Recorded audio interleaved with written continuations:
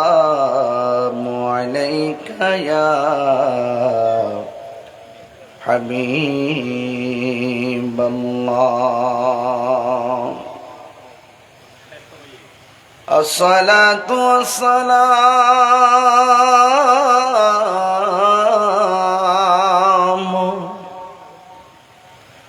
عليك يا شفيع المذنبين الصلاة والسلام عليك يا رحمة للعالمين الحمد لله الحمد لله حمدا حمدا والشكر لله شكرا شكرا الذي خلقنا ورزقنا وأولادنا لا تأخذه سنة ولا نوم والصلاة والسلام على أشرف الأنبياء والمرسلين وعلى آله وأصحابه وأزواجه وذريته وأهل بيته أجمعين الذي أرسله بالحق بشيرا ونذيرا وداعيا إلى الله بإذنه وسراجا منيرا إن الله وملائكته يصلون على النبي يا أيها الذين آمنوا صلوا عليه وسلموا تسليما اللهم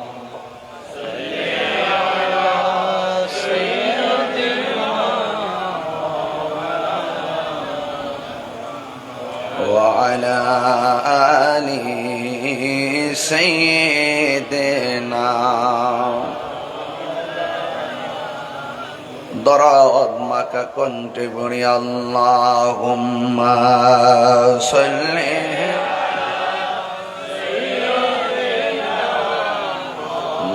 مولانا محمد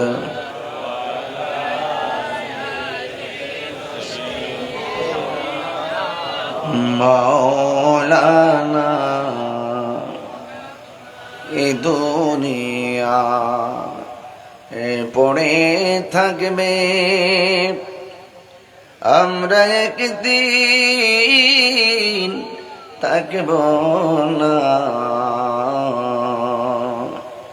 সবাই আমাদের ভুলে গেলেও নবী গো আপনি বইলেন না আল্লাহুম্মা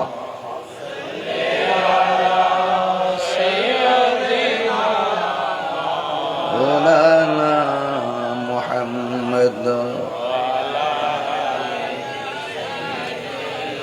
سيدنا مولانا صلاة يا رسول الله عليكم سلام يا حبيب الله عليكم صلاة يا رسول الله سلام يا حبيب الله عليكم بلغ العلا بكماله كشف الدجى بجماله حسنت جميع خصاله صلوا عليه وآله اللهم صل وسلم وبارك عليه উপস্থিত চট্টগ্রাম আনোয়ারা উত্তর শোলকাটা গৌসিয়া মহিনিয়া ইসলামী সুন্নি সংগঠনের উদ্যোগে সুন্নি মহাসম্মেলন সভাপতি হযরতুল আল্লামা ফিরদৌসুল আলম খান আল কাদরি সাহেব হুজুর মুদ্দাজিল্লাহুল আলী।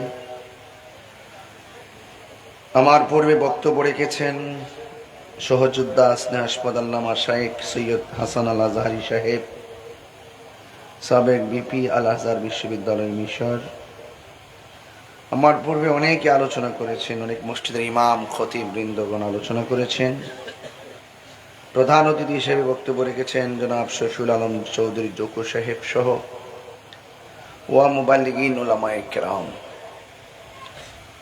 যেই মহান রব্বে করিম বৈরী আবহাওয়ার মধ্যে আজকের এই মাহফিলটিকে সুন্দর করে উপভোগ করার সুযোগ দিয়েছেন, শুকরিয়াতান পড়ুন আলহামদুলিল্লাহ। লাখ কোটি দরুদ ও সালাম ওই নবীর নূরানি কদম মোবারকে, যিনি হায়াতুন নবী, নূর নবী, গায়েবের খবর দেনেওয়ালা হুজুরপুর নূর সাল্লাল্লাহু আলাইহি ওয়াসাল্লামের উম্মত হিসাবে আল্লাহ পাক আমাদের সকলকে কবুল করেছেন। এই জন্য শুকরিয়াতান সকলে আবারও পড়ি আলহামদুলিল্লাহ।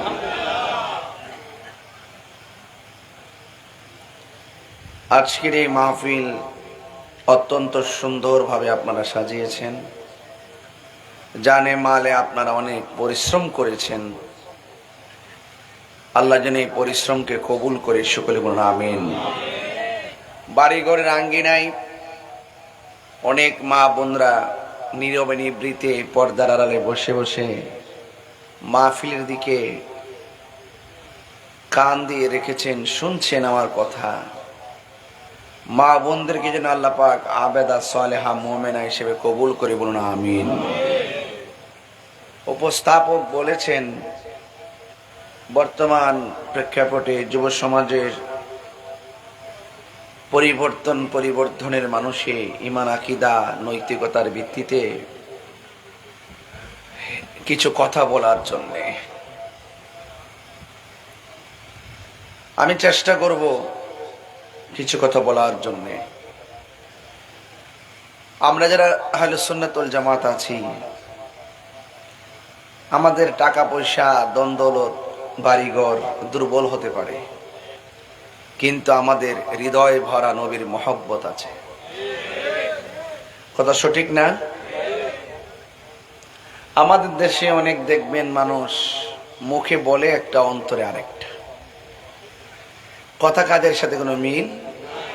আল্লাহর রহমতে আহলে সুন্নাত ওয়াল জামাত ওলি আল্লাহর পদাঙ্ক অনুসরণ করে এমন একটি জায়গা তৈরি করেছে, এটা শুধু ব্যক্তি এককভাবে না, ব্যক্তির ইমেজ কর্মীদের মধ্যে পড়েছে, সন্তান পর্যন্ত এই আদর্শকে ধারণ করে। আমরা ওই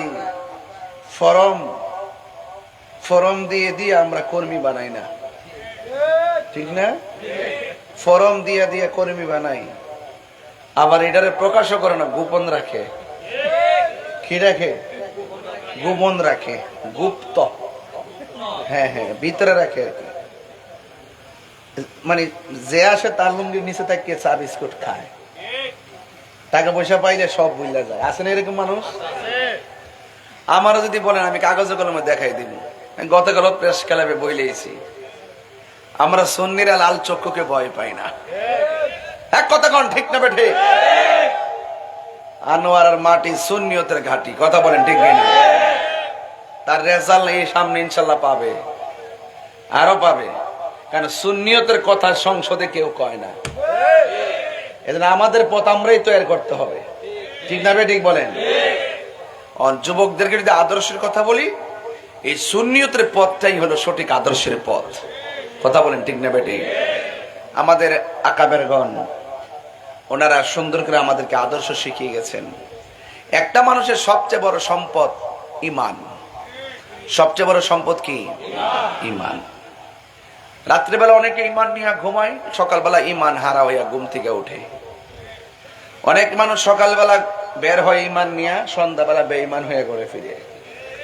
কিন্তু আল্লাহর রহমত, আমরা সুন্নি যারা, আমরা ঈমান হারার সম্ভাবনা খুব কম, কারণ আমাদেরকে টাকা দিয়া কিনা যায় না। এজন্য যুবকদেরকে বলবো, আপনারা এখন থেকে সিদ্ধান্তে আসুন, একটা প্ল্যাটফর্মে আসুন, দেখবেন ইনশাল্লাহ দিনে দিনে আমাদের অবস্থান সুদৃঢ় হবে। আজকে যারা মাজার ভাঙছে, শুধুমাত্র আপনারা দাঁড়িয়ে যান, দেখবেন মুনাফিকরা আর ডরেও সামনে আসবে না। ওরা হলো সুযোগ সন্ধানী, সুযোগ পেলে ভাঙবে, সুযোগ পেলে মারবে, আর সুযোগ না পেলে বিড়ালের মতন বসে থাকবে। তো এই জন্য আমি আপনাদেরকে অনুরোধ করে বলবো, এটা ঈমান পরীক্ষার জামানা, ঈমান পরীক্ষা চলছে, শেষ জামানা। আল্লাহর হাবিব বলেছেন, জ্বলন্ত আংরা হাতে রাখলে যেমন কষ্ট হবে, এর চাইতে বেশি কষ্ট হবে ঈমান রাখতে। আমল করতে কষ্ট হবে এটা কিন্তু বলে নাই, মানে আমলের অভাব হবে না। এমন আমলদার এমন ভাবে আমল করবে আর আপনাকে বোঝাবে মনে হয় সাহাবীরা ফেল। আঙ্গদেশে এমন নামাজি আছে না নাই? দেখবেন আকাম করলো পাঞ্জাবি টুপিটা লাগাই করে, মানে এমন বুজুর্গ ড্রেসের প্রতি এত যত্নশীল, টুপি লাগাই রাখছে, পাঞ্জাবি ভইরা রাখছে, এরপরেও আকাম করতেছে। এই জন্য এদের সাথে আহলুস সুন্নাত ওয়াল জামাতের কোনো সম্পর্ক। এরা দাড়ি টুপি পাগড়ি টাগড়ি সব ঠিক আছে, দেখবেন কি করবে, সুদের কারবারিদের সাথে যোগাযোগ রাখবে। বান্ডেল খায়া খায়া সকালে একটা নাইস দিব, বান্ডেল একটা দিয়া দিলে রাত্রে নাইস বন্ধ করে দিব। এইরকম সুযোগ সন্ধানী কিছু নামে মুসলমান আছে, এরাই কারবালা ঘটনাটা ঘটাইছে। বাঘ কিন্তু আমি করছি না, বাঘ হইছে ১৫০০ বছর টাইমের আগে। ওই সোহাদে কারবালার মাঠ থেকে দুইটা বাঘ হয়ে গেছে, একটা এজিদি, একটা হুসাইনি। বুঝতে পারছেন? এজিদের রক্তের ধারা যারা পাইছে ওরা এজিদের বন্দনা গায়, আর হুসাইনি চেতনার ধারা যারা পেয়ে আসছে এরা আহলে বাইতের প্রেমের গান গাইছে। এই জন্য সুন্নিরা দিল নরম, সুন্নিরা লোভী না। কথা কন ঠিক নেই? খবরদার, যারা লোভী হয়ে যায় তারা সুন্নি হতে পারে না। ভণ্ড সুন্নি না, সুন্নি কখনো ভণ্ড হতে পারে না। এই জন্য আপনাদেরকে অনুরোধ করব, আপনারা দেখেছেন হযরতে শাহ আলী বুগদাদি রহমাতুল্লাহ আলাইহির মাজার আক্রমণ করেছে। সবাই এখন নির্দোষ হয়ে যায়, কেউ করে নাই, জিন আয়েশা করছে। ৩ জনের ধরছে ফুটেজ দেখা, ১০০ জনের উপরে মামলা হয়েছে। এই মামলা করতে হবে, আমরা সুন্নিরা গিয়ে ওই মাজারগুলোকে সুরক্ষা করতে হবে, কারণ এই আল্লাহর ওলির মাজারগুলো এটি সুন্নিদের জায়গা। কথা কন ঠিক না বেটি? এগুলো আমরা আমাদের সুন্নিরা বলি আল্লাহদের দরবারকে বুলন্দ করতে গিয়ে জানে মালে শ্রম দিয়ে জিয়ারতের পরিবেশ করে আমরা এটা তুলে ধরেছি। আর এই বাটফার গুলো মূলত আসছে কিন্তু বাক্সের টাকা খাওয়ার জন্য। কিসের টাকা খাওয়ার জন্য? বাক্সের টাকা খাওয়ার জন্য আসছে। দেখে যায় ওই অনেকে এখানে গরু টরু আনে, পীর ফকিরা ওই যে মিসকিন টিসকিন যারা আছেন তারা খায়, এখন বাক্সে যারা এখানে দিয়ে দিয়ে অনেক লাভ আছে রে। ওরা আসছে বাক্সের টাকা আর গরু খাইবার লাগা। আর সুন্নি জামাতের তরিকাপন্থী যে কমিটিগুলা ছিল আগে, এই সুযোগে এদেরকে বাদ দিয়া ওরা এগুলো দখল করতো। দেখবেন প্রত্যেকটা মাজারের পাশে তাদের মাদ্রাসা দিয়ে দিছিনি? তো এগুলো বুঝতে হবে না। আর আমরা যদি সাইরা দেই তারা এসে দখল করবে, তা আমরা জায়গাকে আমরা ছাড়তে পারবো? এজন্য প্রতিরোধ কমিটি গঠন করতে হবে। কি কমিটি? প্রতিরোধ কমিটি গঠন করতে হবে। প্রতিরোধ কমিটি গঠন কইরা সেখানে আমরা দাঁড়াইতে হবে, দাঁড়াইয়া বলতে হবে এটা ওলি আল্লাহর মাজার, এখানে কোনো ধরনের শরীয়ত বহির্ভূত কোনো কাজ চলবে না। কথা ঠিক আছে না বলেন? দায়িত্ব নিয়ে দাঁড়ায় বলতে হবে ওলি আল্লাহদের মাজারের চত্বরে কোনো ধরনের বেহায়াপনা চলবে না, কোনো ধরনের নেশা পানি চলবে না। এগুলো আমরা বলবো আমাদের প্রতিষ্ঠানে। আরে আমার সন্তান যদি কোনো খারাপ হয়, আমার সন্তান আমি মানুষ করব। ওখানে আমরা দাঁড়াইতে হবে, দাঁড়ায় বলতে হবে যে এখানে তোমরা কোন ধরনের নেশা পানীয় দ্রব্য, মাদকিয়া বা গাঞ্জা মাঞ্জা এগুলো চলবে না। এই প্রতিষ্ঠানগুলোকে সুরক্ষা করার জন্য, সৌন্দর্য করে ধরে রাখার জন্য আমাদেরকে দায়িত্ব নিতে হবে। আমি অতি শীঘ্রই আমার একটা পরিকল্পনা আছে। এখন আহলে সুন্নাত ওয়াল জামাতের কার্যক্রম চলতেছে, সাধারণ সভা চলতেছে, কাউন্সিলিং আহ্বায়ক কমিটি চলতেছে। চট্টগ্রাম উত্তর, চট্টগ্রাম দক্ষিণ, মহানগর, পার্বত্য চট্টগ্রাম, খাগড়াছড়ি অলরেডি সাধারণ সভা হয়ে গেছে, পাবনা সাধারণ সভা হয়ে গেছে, গতকাল সিরাজগঞ্জ সাধারণ সভা হয়ে গেছে, আর ওই দিক দিয়ে সিলেট বিভাগের কার্যক্রম চলতেছে, এবং ওই দিক দিয়ে বরিশাল চলতেছে, কুমিল্লা চলতেছে।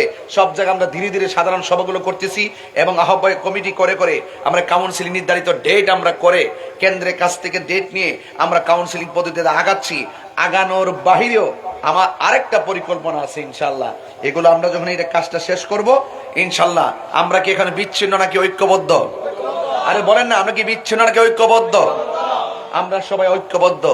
যোগ্যতার ভিত্তিতে আমরা ইনশাল্লাহ কমিটিগুলোকে সাজাবো। আল্লাহ যেন কবুল করে, আমিন কর। আমরা কাউকে বাদ দিতে চাই না।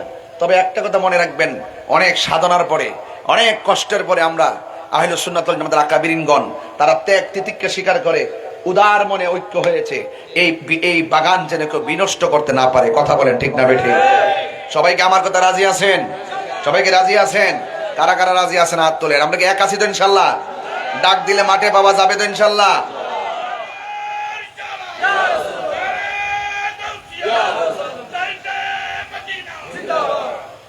আল্লাহ কবুল করুক, আমিন কন। আমি বলছিলাম এই দুনিয়াটা পরীক্ষার জায়গা। আপনি যত পরীক্ষা দিবেন বাজি, আপনার যদি জ্বর উঠে আপনি কষ্ট নিয়েন না। হাদিস শরীফে আছে, যার জ্বর উঠে এই জ্বরের মাধ্যমে তার সগীরা গুনাহ মাফ হয়ে যায়। জানা দরকার আছে না? অস্থির হওয়া যাবে না। জ্বর দিছে আল্লাহ, তুমি পছন্দ করে দিছো, জ্বরের মাধ্যমে সগীরা গুনাহ মাফ হয়ে যায়। আপনার ডায়রিয়া হয়েছে, ডায়রিয়া হওয়ার পরে মারা গেছেন আপনি, হাদিস শরীফে বলতেছে যে ব্যক্তি ডায়রিয়া হয়ে মারা যায় তার আমল নামা শহীদের মর্যাদা দান করে দিয়েছে। আপনার সন্তান পানিতে পড়ে মারা গেছে, আল্লাহ বলছে পরীক্ষা চলতেছে, পানিতে পড়ে মারা গেছে, আল্লাহ পাকের হাবিব বলতেছেন তার আমল নামায় শহীদের শাহাদাতের মর্যাদা দিয়ে দিবে। শহীদই মরণ। তো বুঝতে পেরেছেন? এই জন্য চিন্তা, একটা মহিলা ডেলিভারি হয়, আপনাদের এলাকার নাম নাকি শুলকাটা। এই শুলকাটাতে অনেক মা বোন প্রেগনেন্সি আছে না, গর্ভবতী আছে না? এমন অনেক ঘটনা, আল্লাহ না করুক, এমন অনেক ঘটনা তো ভাই আছে যে তারা প্রেগনেন্সিতে পেটে ব্যথা হয়, একদম ঘরের ভিতরে থেকে বের করে ডাক্তার কাছে নেওয়ার পথে ডেলিভারি কেসে রাস্তায় মারা যায়, অথবা ঘরে মারা যায়। এমন লোক আছে না? আল্লাহ হাবিব বলতেছেন যারা ডেলিভারি কেসে যে মহিলাটা মারা যায়, আল্লাহ পাক তার আমল নামায় শাহাদাতের মর্যাদা দান করবে। আর বড় করে কোনো সুবহানাল্লাহ কোনো গেলে এই কথাগুলো খুব জরুরি না? এজন্য আল্লাহ বলছেন যে লা তাকনাতু মির রাহমাতিল্লাহ, তোমরা আমার রহমত থেকে নিরাশ হয় না। আমি তোমাদেরকে যদি অসুস্থতা দেই, মনে করবে এটা রহমত। কি দিই? রহমত। শুধু ধৈর্য ধারণ করো। তোমাদের সম্পদ দিছিলাম, আমি নিয়ে গেছি, এটা পরীক্ষা, ধৈর্য ধারণ করো। তোমাদেরকে আমি ভয়ের মাধ্যমে পরীক্ষা করব, নোকসানের মাধ্যমে পরীক্ষা করব, এবং তোমাদেরকে আমি সম্পদের নোকসান দিই, ওয়ালা নাবলুওয়ান্নাকুম বিশাইইন মিনাল খাওফি ওয়াল, ভয় ভীতির মাধ্যমে পরীক্ষা করব। ঠিক না?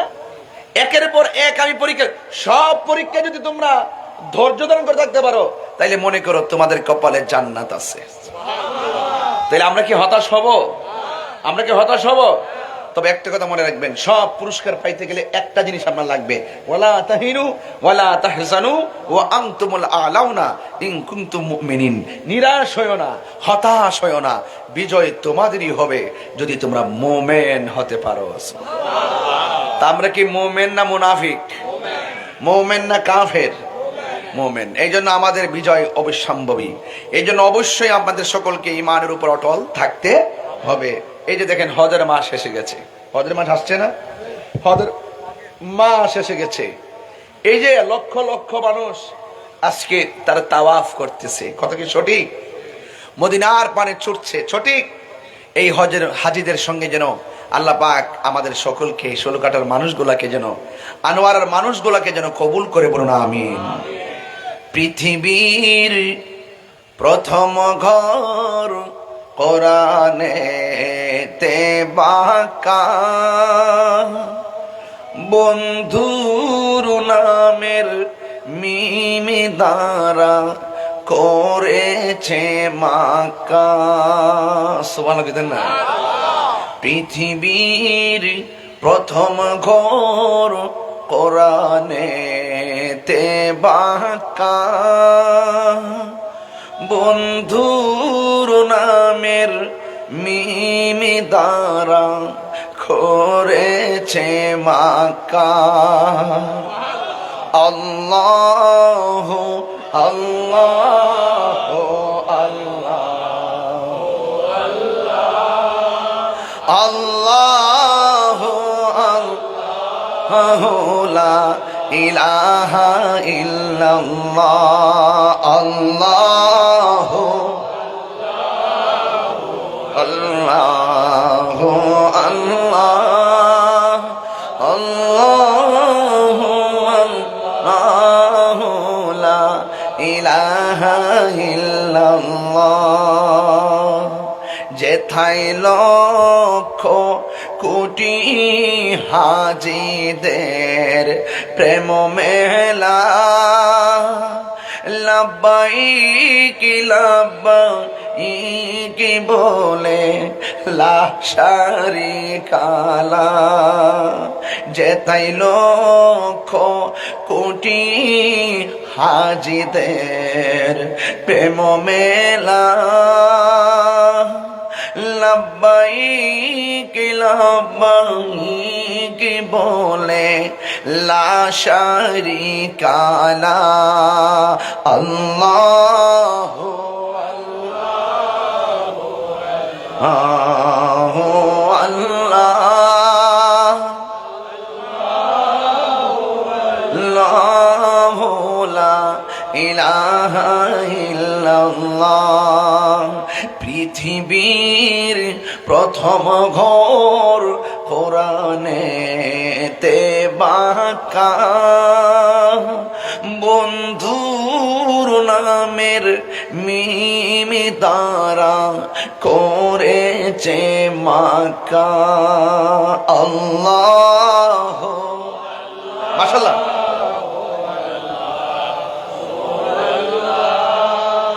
আল্লাহ আল্লাহ লা ইলাহা ইল্লাল্লাহ।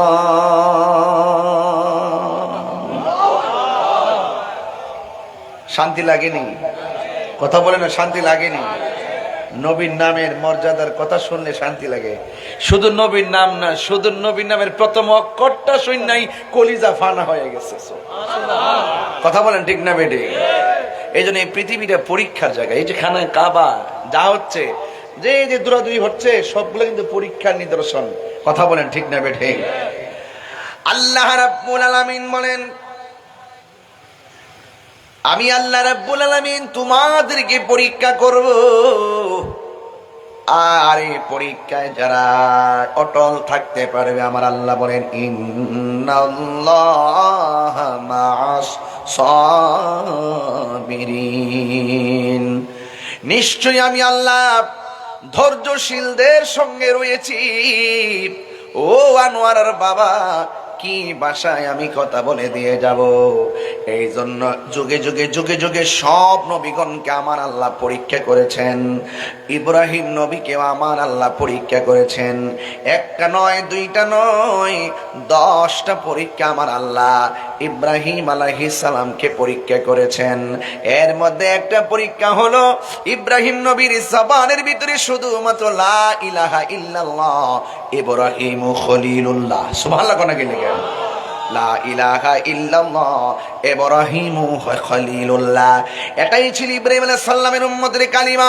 ও বন্ধু, ইব্রাহিম নবীর উম্মত কোনদিন ফতোয়া তুলে নাই লা ইলাহা ইল্লাল্লাহর পাশে ইব্রাহিম খলিলুল্লাহ বলা যাবে না। ঈসা নবীর উম্মত কোনদিন ফতোয়া তুলে নাই লা ইলাহা ইল্লাল্লাহ ঈসা রুহুল্লাহ বলা যাবে না। দাউদ আলাইহিস সালামের উম্মত কোনদিন ফতোয়া তুলে নাই লা ইলাহা ইল্লাল্লাহ দাউদ খলিফাতুল্লাহ, এই কথা ফতোয়া তুলে নাই বলা যাবে না। নূহ নবীর উম্মত কোনোদিন এই ফতোয়া তোলে নাই লা ইলাহা ইল্লাল্লাহ নূহ নাজিউল্লাহ, নূহ নাজিউল্লাহ বলা যাবে না, এই ফতোয়া তারা তোলে নাই। হযরত আদম আলাইহিস সালামের উম্মত কোনোদিন বলে নাই লা ইলাহা ইল্লাল্লাহ আদম সফিউল্লাহ বলা যাবে না। যুগে যুগে সব নবীগণ কালিমা নিয়ে এসেছিলেন। নবীগণের কালিমা হলো লা ইলাহা ইল্লাল্লাহ, আর নবীর উম্মতের কালিমা হলো নবীদের নাম উল্লেখ করে কালিমা। বন্ধুগণ, বড় দুঃখ লাগে, কষ্ট লাগে, সব নবীদের নবী হলো আমার নবী। কেমন নাফরমান আমরা হয়েছি! আমরা বলতেছি লা ইলাহা ইল্লাল্লাহ মুহাম্মাদুর রাসূলুল্লাহ লেখা যাবে না, এই কথা বলে এমন কিছু মৌলবী আনোয়ার জমিনে আছে না নাই? এই মসজিদের ভিতরে এক পাশে আল্লাহর নাম, আরেক পাশে নবীর নাম লেখা নাকি যাবে না? এই মসজিদের ভিতরে লা ইলাহা ইল্লাল্লাহ, পাশে মুহাম্মাদুর রাসূলুল্লাহ নাকি লেখা যাবে না? এইভাবে ফতোয়া তুলে সব নবীদের উম্মতরা নবী সম্পর্কে এমন আপত্তি তোলে নাই, যেই আপত্তি বর্তমান শেষ জামানায় আমার নবীর উম্মতের মধ্য থেকে কিছু মুনাফিক উম্মতরা আপত্তি তুলছে। আপনারা জবান খুলে বলুন, লা ইলাহা ইল্লাল্লাহর পাশে আমার নবীর নাম লেখা জায়েজ আছে না নাই? কেমনে? আল্লাহ বলে, আদম তুমি সারা জীবন আমার কাছে বলেছো রব্বানা যালামনা আনফুসানা ওয়া ইল্লাম তাগফির লানা ওয়া তারহামনা লানাকুনান্না মিনাল খাসিরিন। এরপর আল্লাহ মাফ করে নাই। শেষ পর্যন্ত আদম নবীকে আল্লাহ তোমার আরশের ডান পাশে তোমার নাম দেখলাম, বাম পাশে তোমার বন্ধুর নাম দেখলাম, এই নামের উসিলায় তুমি আমারে মাফ করে দাও। আল্লাহ ডাক দিয়া বলে, আদম তুমি যদি আরো আগে যদি ওই নামের দুহাই দিয়া মাফ চাইতা, আমি তোমারে মাফ করে দিতাম। আর সে আজিমের ভিতরে আল্লাহ নামের পাশে আমার নবীর নাম আছে না নাই? কেমন আদম সন্তান তোরা হইলি, বাপের কত মানুষ না,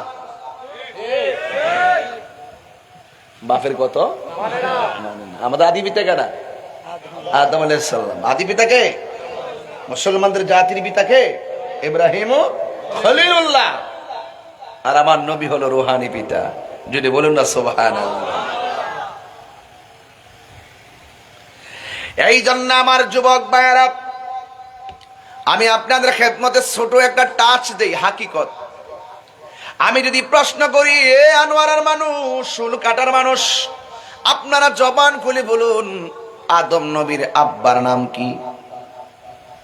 বলবেন হুজুর আদম আলাইহিস সালামের আব্বার নাম নাই। যদি বলি মা হাওয়া আলাইহিস সালামের আব্বার নাম কি? বলবেন নাই। আদম নবীকে আমার আল্লাহ দুনিয়ার জমিন থেকে মাটি নিয়ে আদম আলাইহিস সালামকে বানালেন। আদম নবীর আব্বা নাই, হাওয়া আলাইহিস সালামেরও আব্বা নাই। এখন আমি আপনাদেরকে বলতে চাই, আদম নবী আগে নাকি আমার নবী আগে? নবী আগে। সুবহানাল্লাহ।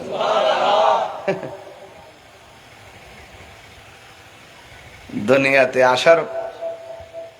আসার পরে আদম আলাইহিস, আসার পরে আব্দুল্লাহ আর মা আমেনা, কথা কোন ঠিক না বেটে? ওই গভীর জায়গায় কেউ ডুব দেয় না, ডুব দেয় না। সিন্নি খাইলা কার দ্বারা মোল্লা চিনলা না। ওই নবীর সম্মান কতটুকু বোঝাচ্ছি। হযরত ইব্রাহিম আলাইহিস সালামকে 10টা পরীক্ষা করলো। একটা পরীক্ষা হলো বাঘের খাঁচার ভিতরে ইব্রাহিম নবীকে ঢুকাইয়া দেওয়া হলো। আপনারা জবান খুলে বলেন, খোদার তো বাঘ যদি মানুষ খায়, মানুষ পায়, মানুষকে আদর করে নাকি খায়? আরো জোরে কন। এবার হযরত ইব্রাহিম আলাইহিস সালামকে বাঘের খাঁচার ভিতরে ঢুকাইয়া দিল। ওই মুহূর্তে বাঘে মনে মনে কয়, অনেক ক্ষুধা লাগছে, মানুষটা যেহেতু পাইছি জন্মের মতো খায়া নেই। এবার খাঁচার ভিতরে ইব্রাহিম নবীকে ঢুকাইয়া বাহির দিক যা তালা মেরেছে। আপনারা জবান খুলে বলুন, ডানে বিপদ, বামে বিপদ, সামনে বিপদ, পিছনে বিপদ, যার কেউ নাই তার কে আছে? আরো জোরে করে কে আছে? তার আল্লাহ আছে।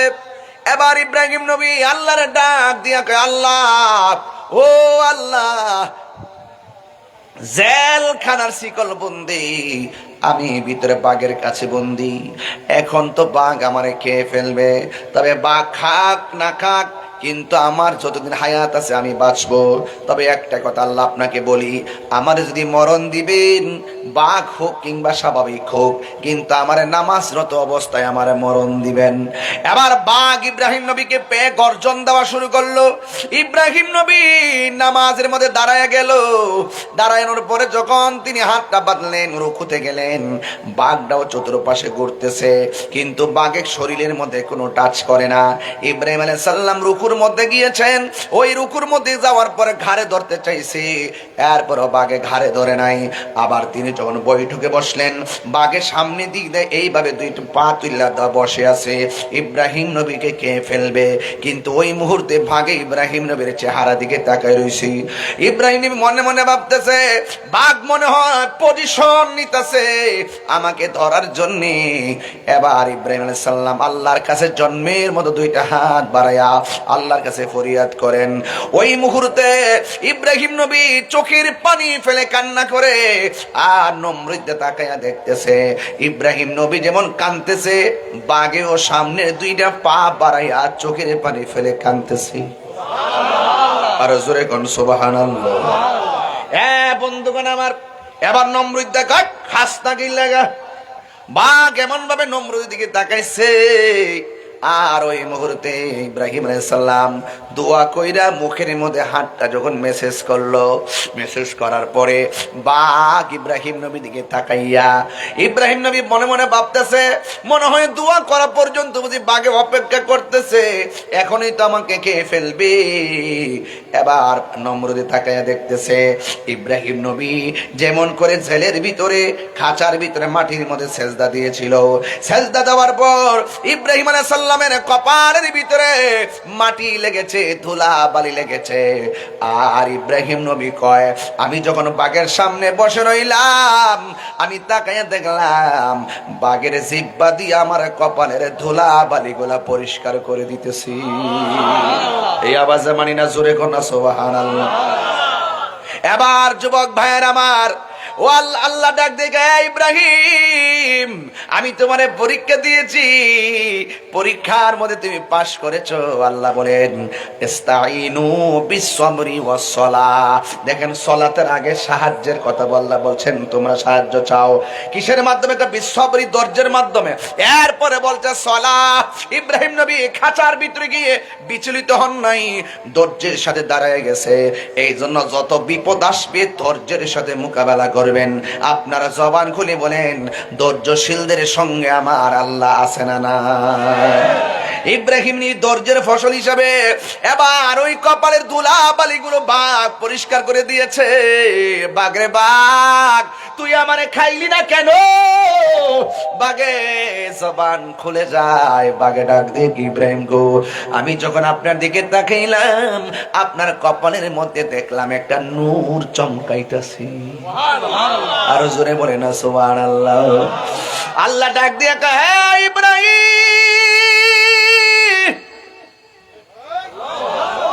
আয় হায়, হে ইব্রাহিম, মুসা নবী রে তোর পাহাড়ে গ্রাস করে নাই, তার মাঝে ছিল আমার হাবিবুল্লাহর নূর মুবারক। ও ইব্রাহিম, তোমাকেও বাঘে ধরে নাই, বাঘে পরিশন খুইজা যখন তোমার দিকে তাকাইছে, তোমার কপালের ভিতরে আমার নূর মুবারক হলো আক্রমণ থেকে বাঁচার উসিলা। আব্দুল গনি আল্লাহু আকবার।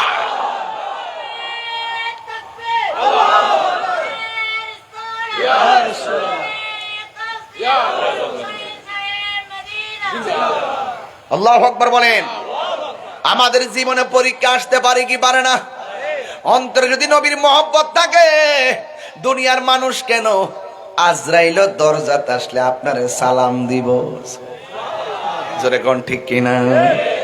আজরাইল আপনারা সালাম দিব। নবীর প্রেম এমন জিনিস। ইব্রাহিম নবী সেখান থেকে উদ্ধার হয়ে গেল। এরপরে নমরুদ কয়, সব জায়গায় জাদু চলে, আগুনের মধ্যে পাওয়ার চলে না। সুন্দর করে গর্ত মর্ত কইরা ইব্রাহিম নবীর আগুনে ফেলে দিছে। নমরুদ কয় আগুন কাঠ পুইরা সব শেষ হইয়া গেছি। আমি তাকায় দেখলাম হযরতে ইব্রাহিম নবীর গায়ের পশমের ভিতরে একটা আগুনের টাচও লাগে নাই। এ 2 নম্বর সবচাইতে বড় পরীক্ষা। লম্বা হয়ে যায় ওয়াজ, একটু ওয়াজটা লম্বা হলে কি অসুবিধা পাবে? মানে সমস্যা হইব নাকি? না, এই যে একের পর এক একটা শুরু দিতেছে, এটা তো লাস্টে মূল কথা যেতাম না। একটু আওয়াজ করে কোন আল্লাহু আকবার কর। এই পরীক্ষা দিতে আমরা রাজি আছি কিনা দেখি তো, হাত তুলে দেন তো দেখি কে কে রাজি আছেন। ইনশাল্লাহ এই মুহূর্তে ডাক দিলে কি মাঠে পাওয়া যাইবো ইনশাল্লাহ। যে কোনো মুহূর্তে আগামীর প্রত্যেকটা প্রোগ্রাম কিন্তু হবে মহাসমুদ্র ইনশাল্লাহ। হাত তুলে বলো ঠিক কিনা বলো। প্রত্যেকটা প্রোগ্রাম হবে মহাসমুদ্র ইনশাল্লাহ। আমরা বিচ্ছিন্ন নয়, আজ আমরা ঐক্যবদ্ধ। কথা বলেন ঠিক কিনা?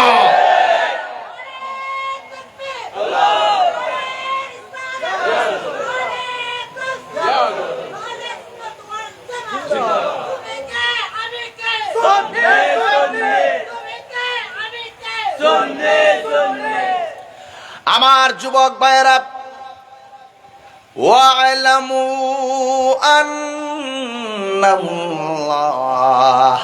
মা'আল মুত্তাকিন।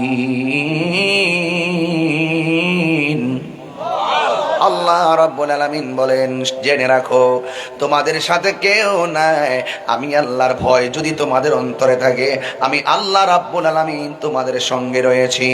আল্লাহ রাব্বুল আলামিন অন্যত্র বলেছেন, আল্লাহু ওয়ালিয়ুল্লাযীনা আমানু ইউখরিজুহুম মিনাজ যুলুমাতি ইলান নূর। আপনারা জবান খুলে বলেন, অন্ধকার থেকে আলোর পথে নেওয়ার মালিক কে? ইব্রাহিম নবী শুধুমাত্র পরীক্ষা পরীক্ষা পরীক্ষা, শেষ পর্যন্ত বয়স অনেক বেশি, সন্তানও নাই। আল্লাহর কাছে বলছে, আল্লাহ রাব্বি হাবলি মিনাস সালিহিন।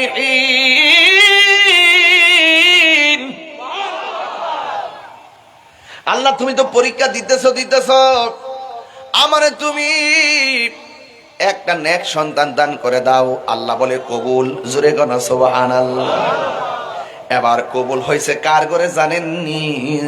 সারার ঘরে সন্তান নাই। যেই মহিলার ঘরে সন্তান হয় না তারে জিজ্ঞাসা করবেন, বোন আমার, তোমার যে সন্তান নাই, সংসার করতেছ, 2 বছর হইয়া গেছে সন্তান নাই, 8 বছর হইয়া গেছে সন্তান নাই, 12 বছর হইয়া গেছে সন্তান নাই। সমাজের অনেক মানুষ আছে, যদি মহিলার ঘরে সন্তান না হয় অনেক সময় ধর্মের দোহাই দিয়ে, অনেক ইশারা দিয়ে কথা কয়, এর লাগে তোর ঘরে বাচ্চা হয় না, এই জন্য তোর ঘরে সন্তান হয় না। এমন কিছু মানুষ সমাজে আছে না নাই? আপনারা জবান খুলে বলেন, সন্তান দেওয়ার মালিক কে? ওই মহিলা উত্তর দিবে, ও বোন, তোমার ঘরে 6 বছর হয়ে গেছে সন্তান হয় না, তুমি কি ছেলে সন্তান চাও না মেয়ে সন্তান চাও? যার ঘরে সন্তান হয় না সে উত্তর দিবে জানেননি? সে উত্তর দিবেন, ও বোন আমার, ছেলে বুঝি না, মেয়ে বুঝি না, আতর বুঝি না, ল্যাংরা বুঝি না, বোবা বুঝি না। আল্লাহ যদি আমার যে কোনো একটা সন্তান দিত, তাইলে সমাজের কলঙ্কের হাত থেকে আমি শান্তি পাইতাম। আপনারা জবান খুলে বলেন, সন্তান দেওয়ার মালিক কে? হাজরা আলাইহিস সালামের ঘরে আল্লাহ পাক একটা সন্তান দিলেন। বহুত বছর পরে শেষ বয়সে সন্তান একটা দিছে। আর মাঝখান দিয়ে আগুনে জেলে ফেলায় অনেক পরীক্ষা করছে। সারাকে নিয়ে আর একটা পরীক্ষায় পড়ছিল, কিন্তু হাজারার ঘরে যখন সন্তান হয়েছে, আল্লাহ রাব্বুল আলামিন আর একটা পরীক্ষার ইশারা করলেন। আল্লাহ রাব্বুল আলামিন ডাক দিয়ে বলে, হে ইব্রাহিম, তোমার ঘরে সন্তান ছিল না, আপনারা বলেন সন্তান দেওয়ার মালিক কে? আমি আল্লাহ তোমার দোয়া কবুল করেছি, তোমাকে সন্তান দিয়েছি, কিন্তু আমি আল্লাহর নির্দেশ হলো, এই সন্তান তুমি এমন একটা জায়গায় নিয়ে যাইবা যে জায়গার ভিতরে কোনো মানুষ নাই, যেই জায়গার ভিতরে কোনো পাক পাখালি নাই, যেই জায়গার ভিতরে কোনো ধরনের গাছ গাছালি নাই, এমন নীরব একটা জায়গায় চলে যাবে, নীরবে একটা জনমানবহীন শূন্য জায়গায় তুমি চলে যাবে। এই মুহূর্তে যদি আমি কাউকে বলি, এ ভাই আমার একটা ভাঙ্গা কবরে যাইয়া রাতের বেলা সারা রাত বসে থাকেন, আপনি বলবেন পারবো না। পিসা হুজুর কইছে, কয় না পারবো না। আম্মা কইছে, কয় না পারবো না, আমার ডর লাগে। এমন একটা নীরব জায়গায় ইশারা পাইলে অনেকে যাইতে চাইবো না, কিন্তু হুকুম যখন হবে আল্লাহর, এখানে কেউ ভয় করে না। আপনারা জবান খুলে বলেন, রক্ষা করার মালিক কে? যুবক ভাইয়েরা আমার, আল্লাহ রাব্বুল আলামিন কয়, ইব্রাহিম তোমার সন্তান নিয়ে নিবিড় অরণ্যে একাকী নীরব জনমানবহীন শূন্য জায়গায় তুমি চলে যাও। এবার হাজরা আলাইহিস সালামকে সাথে লইয়া, এবার সন্তানটার সাথে নিয়ে, ছোট বাচ্চা, এমন ভাবে তিনি চলে গেছে। ওই জায়গার ভিতরে যাওয়ার পর ডানে কোনো মানুষ নাই, বামে কোনো মানুষ নাই, সামনে কেউ নাই, পিছনে কেউ নাই। ও বন্ধু, মস্কের ভিতরে শুধুমাত্র অল্প খাবার, শুধুমাত্র অল্প খাবার, শুধুমাত্র অল্প পানি, কিন্তু কেমনে এইগুলো দিয়ে তিনি কাটাবেন? এই কথা বলে তিনি জনমানবহীন শূন্য একটা জায়গায় চলে গেছে। জায়গায় গিয়ে বসতে দেরি, কিছুক্ষণ পর ইব্রাহিম আলাইহিস সালাম তার স্ত্রী হাজরাকে ডাক দিয়ে বলেন, হাজরা, আমি তোমাকে ঘর থেকে বের করে নিয়ে এসেছি, এখানে কোনো মানুষ নাই, কেউ নাই, যার কেউ নাই তার কে আছে? ইব্রাহিম আলাইহিস সালাম কয়, হাজরা, আমি চলে যাওয়া লাগবে, তোমাকে এখানে এমনি রেখে যাব, আমি এখান থেকে চলে যাওয়া লাগবে, তুমি তোমার সন্তান নিয়ে তুমি এখানে বসে থাকবে। হাজরা আলাইহিস সালাম কয়, স্বামী গো, ও স্বামী, আমি হইলাম একা, আমার সন্তান একা, আপনি চলে গেলে আমি একটা মহিলা মানুষ কেমনে এই মরুভূমির বালুর মধ্যে থাকবো? স্বামী, খাবার অল্প, শেষ হয়ে গেলে আমি খাবার আনবো কোথায় থেকে? ইব্রাহিম আলাইহিস সালাম বলেন, না না, কিছু করার নাই, আমাকে যাওয়াই লাগবে। এবার হাজরা আলাইহিস সালাম বলেন, স্বামী, আপনি কি আপনার নিজের মন গড়া যাইতেছেন নাকি অন্য কোন ইশারায় যাইতেছেন? ইব্রাহিম আলাইহিস সালাম বলেন, হাজরা, আমি আমার মন গড়া যাই না গো, আমারে হুকুম করেছে একজন, জবান খুলে বলুন তিনি কে? পৃথিবীর মানুষ।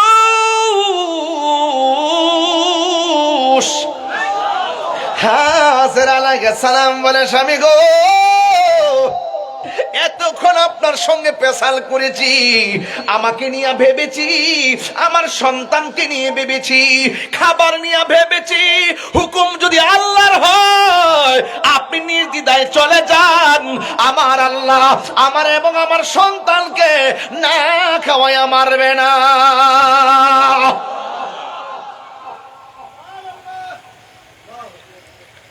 রিজিকের মালিককে। এবার হযরত ইব্রাহিম আলাইহিস সালাম চলে গেলেন। ইব্রাহিম নবী যখন চলে গেলেন, হাজরা আলাইহিস সালাম সন্তান কিনে মরুভূমির বালিতে। আর দিনের বেলা যেমন তেমন, রাত্রটা কেমন কাটে, নাই কোনো তাবু, নাই কোনো বাড়ি, নীরবে নীরবে কেমনে কাটাই রে দুধের বাচ্চাটারে লইয়া। এবার ইব্রাহিম আলাইহিস সালাম চলে গেছে আল্লাহর হুকুমে, হিজরত করলো। আর এই দিক দিয়া খাওয়ান শেষ হইয়া গেল। ছোট বাচ্চা তো বাড়ি খাবার খাইতে পারে না, মায়ের স্তনের মধ্যে দুধ, কিন্তু যখন খাওয়ান থাকে না, পুষ্টিকর খাবার থাকে না, মায়ের স্তনের মধ্যে দুধ থাকে না। বন্ধু, মায়ের দুধের দাম আছে না নাই? আঙ্গুর দেশের পোলা পান্ত 2 কেজি আঙ্গুর ফল খাওয়াইয়া মনে করে মায়ের ঋণটা শোধ করে বেড়াইছে না রে না। তুমি মায়ের দুধ যে পান করেছো, মায়ের 1 ফোঁটা দুধের দামও শেষ হয় না রে। মায়ের 1 দান দুধের দাম কাটিয়া গায়ের চাম, পাপ পশু বানাইল ঋণ শোধ হবে না। এমন ধরো দিব কেউ হবে না আমার মা গো, এমন দরদি হবে কেউ হবে না আমার মা গো। এ 16 কাটার বাবা, ওয়াজের ভিতরে মার কথা বলছি। আমি তাহিরি যদি 2 সেকেন্ডের জন্য ভালো লাগে তাকে রে আব্বা, জীবনে কোনোদিন বুড়া বাপটারে ধমক দিও না। তোমার বুড়া বাপটা তোমার জন্য বস্তা টানতে টানতে টেনশন করতে করতে দাড়ি ফাইকে গেছে, নাইলে তোমার বাপের কিন্তু দাড়ি পাকার বয়স হয় নাই। তোমার বাবা তোমার জন্য বস্তা টানতে টানতে কোমরের হাড় ক্ষয় হয়ে গেছে, কিন্তু তোমার বাবার কিন্তু হাড় ফাঁকা হওয়ার বয়স হয় নাই।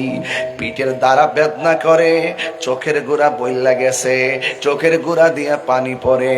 তোমার মা কিন্তু এমনিতে কষ্ট কইরা এমনিতে বুড়া হই নাই, তোমার বাপটা কষ্ট করতে করতে বুড়া হইয়া গেছে, আর তোমার মা সংসারে বোঝা টানতে টানতে বুড়া হইয়া গেছে। এই জন্য আমার যুবক ভাইরা অনুরোধ করে বলি রে, এই পৃথিবীর মধ্যে সারা দুনিয়া ঘুরে যদি বলি সব মানুষের মধ্যে তুমি কারে 1 নম্বর রাখবা, পৃথিবী ঘুরে এসে আমার কাছে বলবা হুজুর কত জায়গাত গেছি, নিজের খাওয়ানোর চিন্তা আগে করে, কিন্তু মায়ের কাছে ছিলাম, মা নিজের খাবারের চিন্তা করে নাই, নিজের কষ্টের চিন্তা করে নাই, না খাইয়া আমারে খাওয়াইছে। এই জন্য পৃথিবী ঘুরার পুরো দেখবা মায়ের তুলনা কেবল মাত্র মা। কথা কোন ঠিক না? জান্নাতের চাবি আমার মা, মা গো জান্নাতের চাবি আমার মা, জান্নাতের চাবি আমার মা, মা গো জান্নাতের চাবি আমার মা।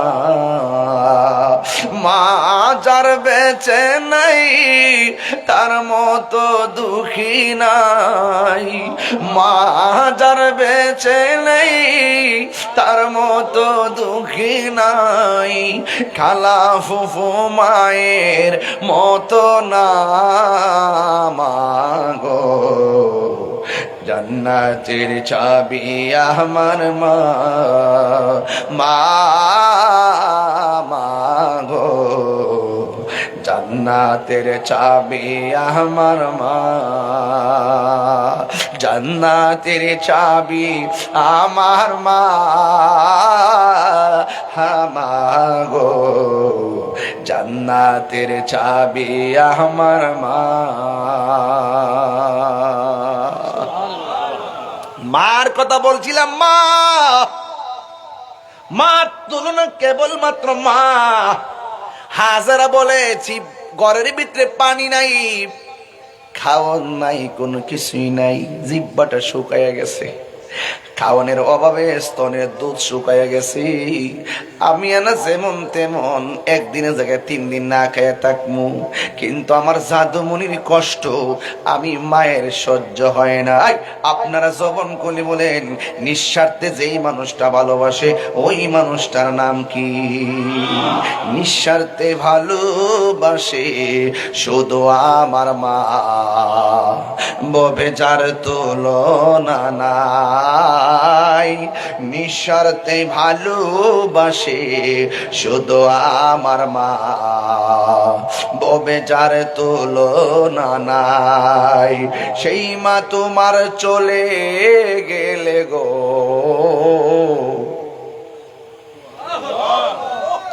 সেই মা তোমার চলে গেলে সার হইব কান্দন, এই জগতে কেউ হবে না মায়েরই মতো, এই জগতে কেউ হবে না মায়েরই মতো। মা তোর আপন কইর যতন, মা তোর আপন কইর যতন, মা অমূল্য ধন, এই জগতে কেউ হবে না মায়েরই মতো, এই জগতে কেউ হবে না মায়েরই মতো। হায়রে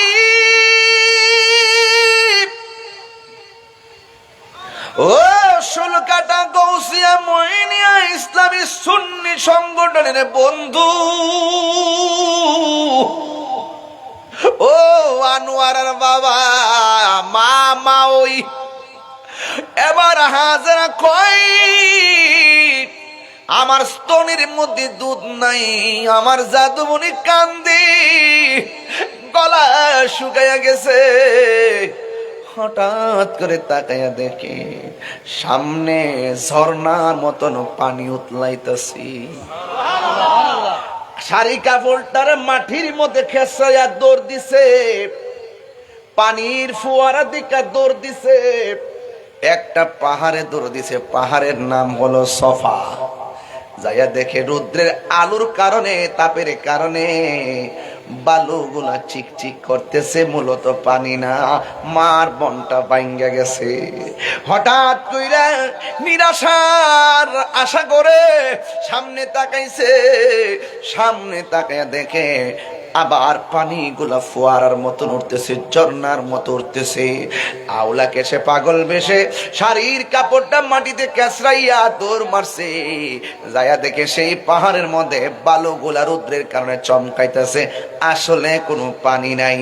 ওই দিক দিয়া সন্তান মরুভূমির বালুর উপরে একটা কাপড়ের মধ্যে শুয়ে রয়েছে সন্তান, আর এই দিক দিয়া মা একটা সাফাতে গেল, আবার মারওয়ায় গেল। এই পৃথিবীর মধ্যে অনেকগুলা নিদর্শন আছে রে বাবা, এর মধ্যে একটা নিদর্শন হলো সাফা, আর একটা নিদর্শন হলো মারওয়া। আল্লাহ রাব্বুল আলামিন কোরআনে বলেন, ইন্নাস সাফা ওয়াল মারওয়াতা মিন শাআইরিল্লাহ।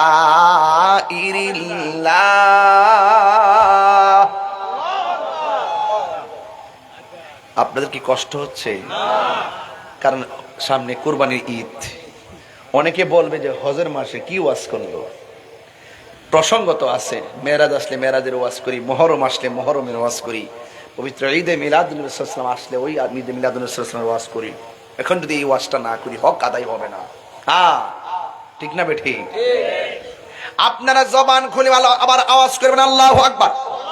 ইন্নাস সাফা ওয়াল মারওয়াতা মিন শাআইরিল্লাহ।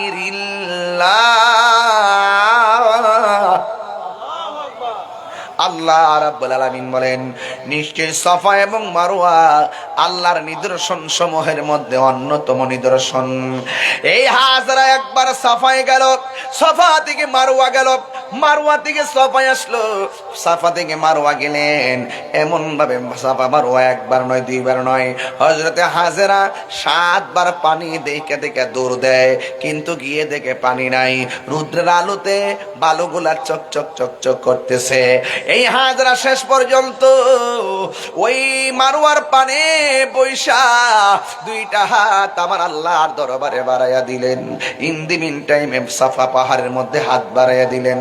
এবার হাত যখন বাড়াইয়া দিলেন, আমার আল্লাহ রাব্বুল আলামিন ডাক দিয়া কয়, এ জিবরাইল, আমার হাজরা যাইয়া বলে দে আমি আল্লাহ দৌড় পছন্দ করে ফেলেছি, সন্তানের কাছে যেন চলে যায়।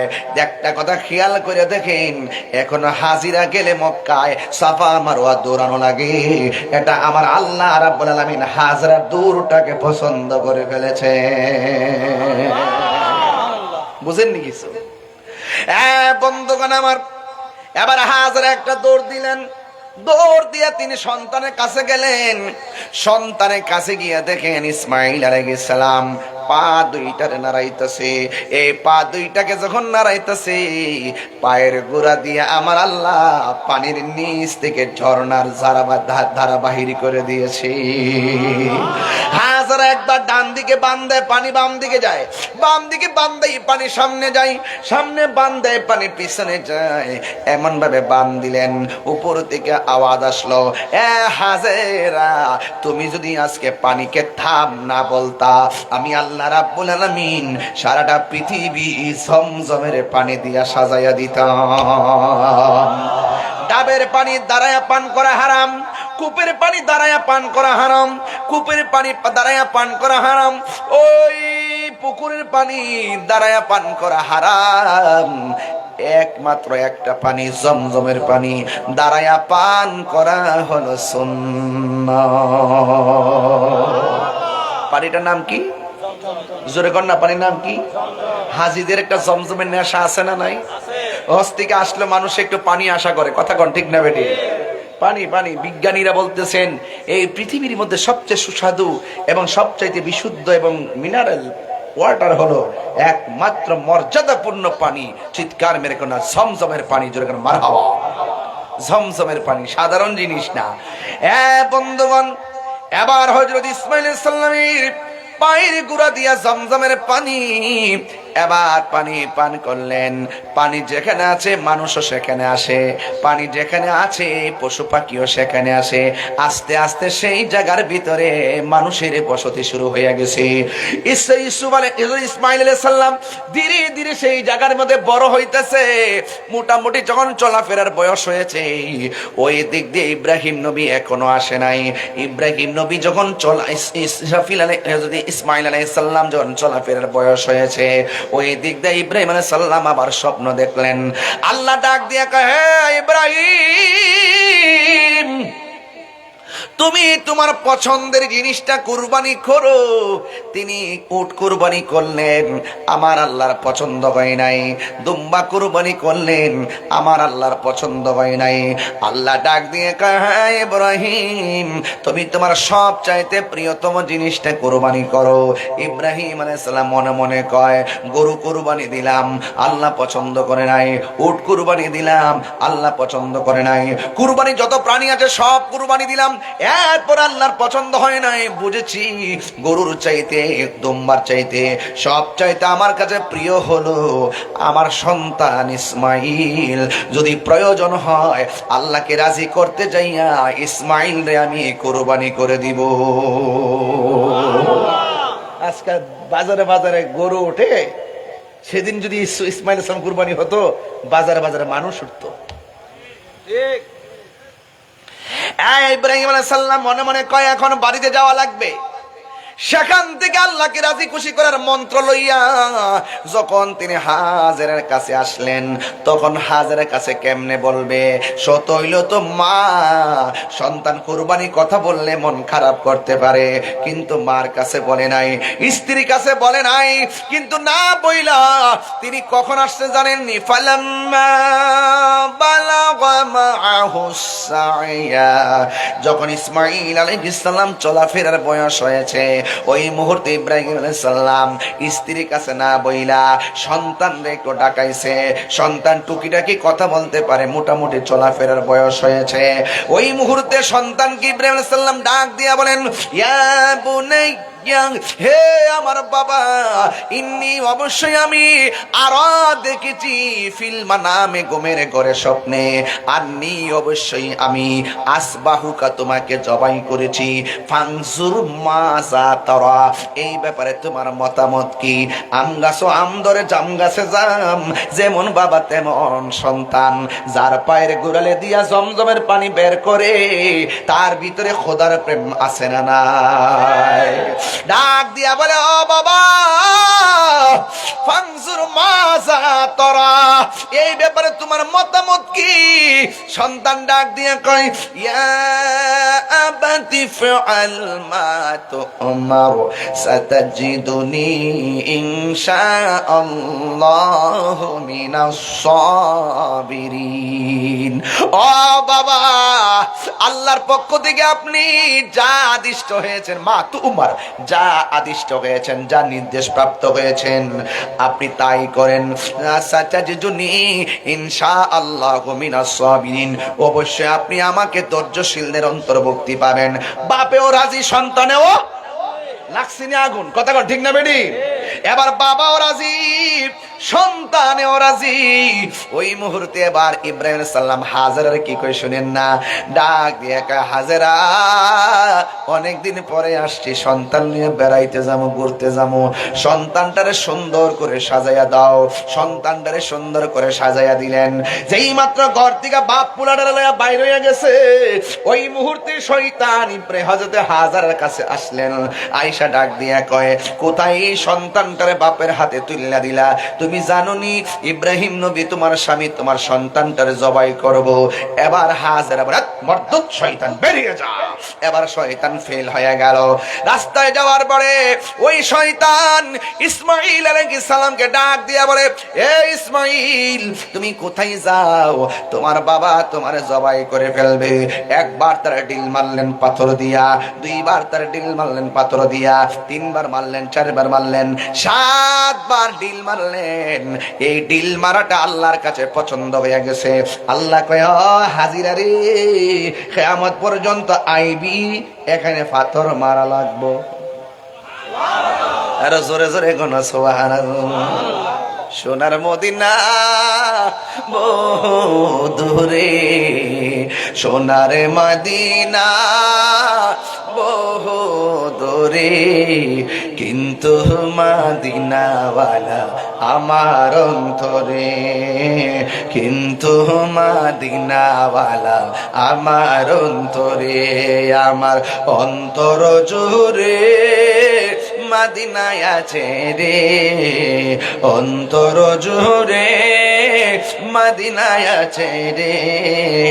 মদিনা মদিনা বলে জিকির করে রে, মদিনা মদিনা বলে জিকির করে রে। যে গিয়েছে একবার সোনার মদিনা, তাহার মনে আর কোনো দুঃখ রইল না, তাহার মনে আর কোনো দুঃখ রইল না। যে গিয়েছে একবার সোনার মদিনা, তাহার মনে আর কোনো দুঃখ রইল না, তাহার মনে আর কোনো নাই। আমার অন্তর জুড়ে মদিনায় আছে রে, অন্তর জুড়ে মদিনা মদিনা বলে জিকির করে রে, মদিনা মদিনা বলে রে। জোরে জোরে কি আল্লাহু আকবার বলা যাবে না? হাই রে ও শুলকাটার বাবা,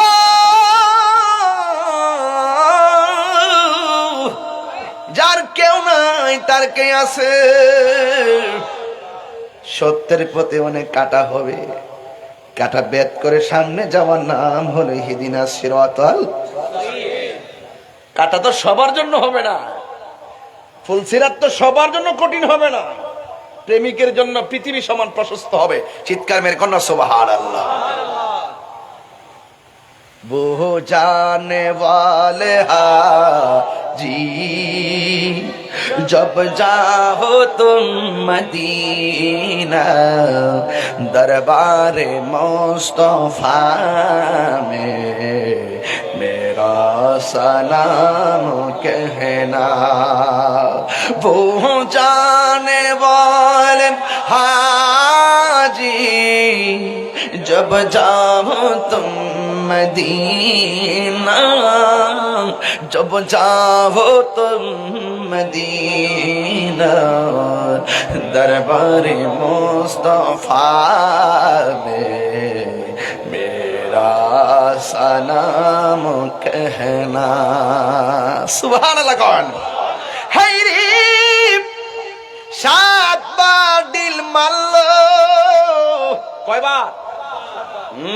হাজিরা গেলে কিছু মুরব্বী দিহি ছাতাটার এমনি ভিতরে ঢুকাইয়া ইটাটা লইয়া জোরে জোরে শয়তানটার কপালটার মধ্যে মানে আমার আম্মা যখন গেছে উমরা করতে, বুঝছিস না ভাই না, যাওয়ার পরে এই যে হাঁটুর মধ্যে বেদনা, আম্মার ডায়াবেটিস হলো 20, এরপরে ওই উমরা যাওয়ার পরে শক্তি হইলেছে, এরপরে বাবারে ভাত তোল লইয়া এমন ভাবে রে লইছে, লইয়া দিয়ে যে বিড়ি যে দৌড় মারছে রে, আমার আম্মা আমার সামনে ওই ফাল দিয়া কই শয়তান দিয়া লই একবার এমনি ভাত করতে লইয়া একবারে ও হাবিটার কপালে মানে শয়তানটা কমার মারছে।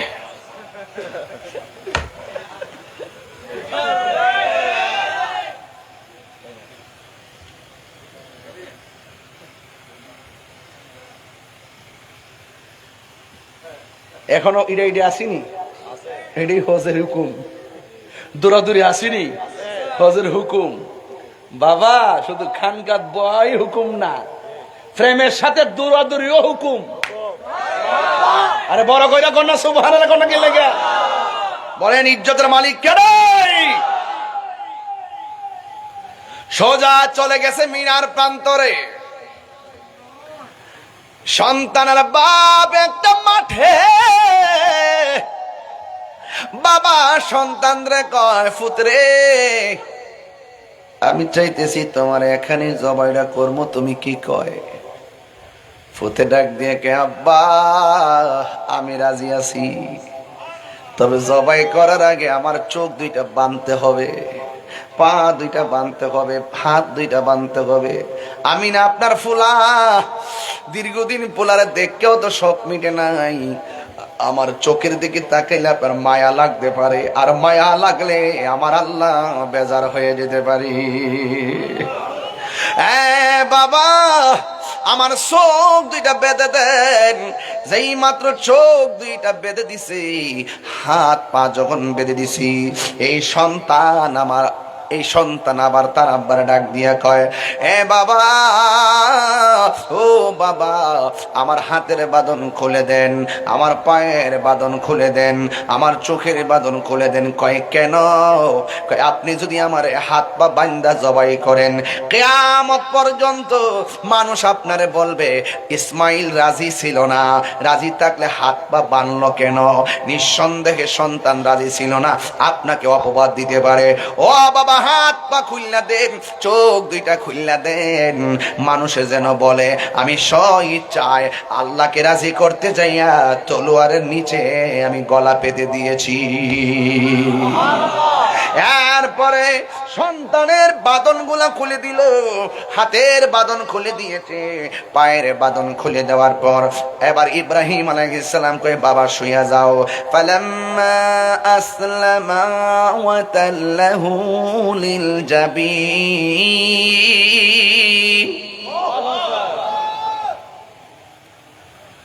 فلما أسلما وتله للجبين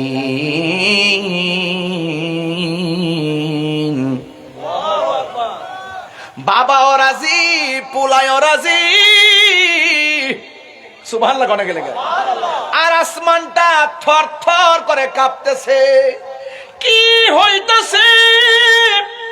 বাবা হইয়া সন্তানের গলায় ছুরি চালাইব, এটা কেমন ইতিহাস? এবার সন্তানটার মাটির মধ্যে শুয়াইলো। ও বন্ধু, ফালাম্মা আসলামা ওয়া তাল্লাহু লিল জাবিন,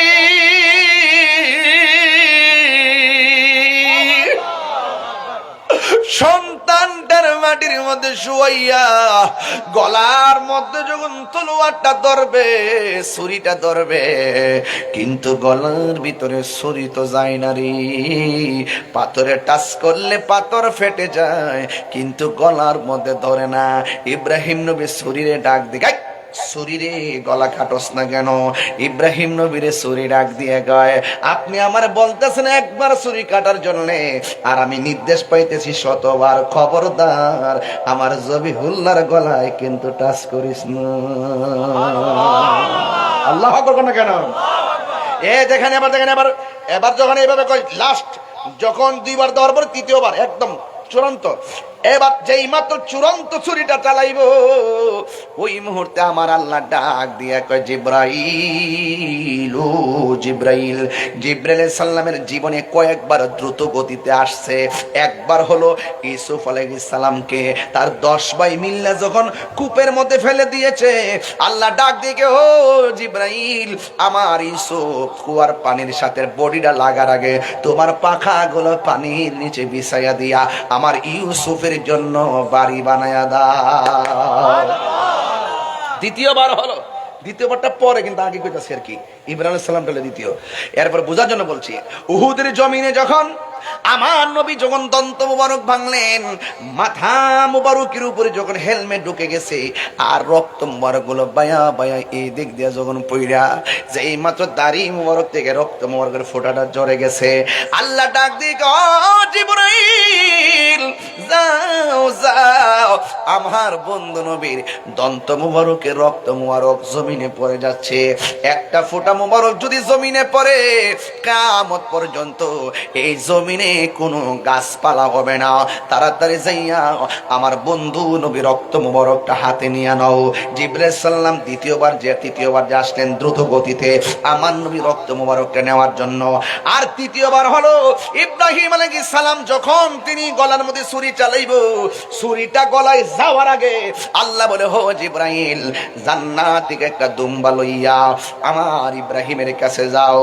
এবার দুই দুম্বাটা লইয়া রওনা হইছে। আসমান থেকে জিবরাইল সাল্লাম যখন সন্তানের গলার মধ্যে ছুরি চালাইব, ওই জিবরাইল সাল্লাম উপর দিকে ডাক মেরে কয়, আল্লাহু আকবার, আল্লাহু আকবার। ইব্রাহিম আলাইহিস সালাম সেটা শুনলেন, শুনে বলতেছেন, লা ইলাহা ইল্লাল্লাহু আল্লাহু আকবার, আল্লাহু আকবার, আল্লাহু আকবার। আর সন্তান ছুরির নিচে থেকে কয়, আল্লাহু আকবার ওয়ালিল্লাহিল হামদ। এই তাসবিহ এখনো আয়াম্মে তাশরিক আছে না নাই? এখনো আমাদের মাঝে আছে না নাই? এই কুরবানিতে পড়তে হয় কি হয় না? এই ফরজ নামাজের পরে আমরা এই তাসবিহ প্রতি ফরজের পরে পড়তে হয় কি হয় না? পুরুষ পড়বে জোরে জোরে, মহিলা পড়বে আস্তে আস্তে। এটা পড়া হলো ওয়াজিব রে বাজান। রাস্তার মধ্যে যাওয়ার সময় এটা পড়বেন, ঈদগার ময়দানে পড়বেন, আল্লাহু আকবার, আল্লাহু আকবার, লা ইলাহা ইল্লাল্লাহু আল্লাহু আকবার, আল্লাহু আকবার ওয়ালিল্লাহিল হামদ। এটা তাসবিহটা পড়বেন ইনশাআল্লাহ।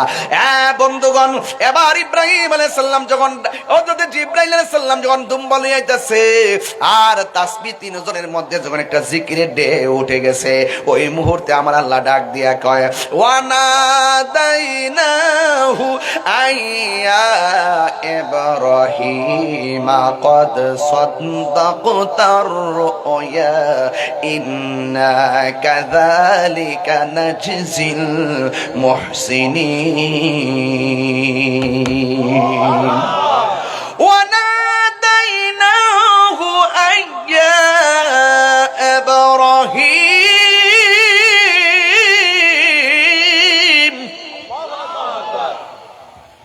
قد صدقت الرؤيا إنا كذلك نجزي المحسنين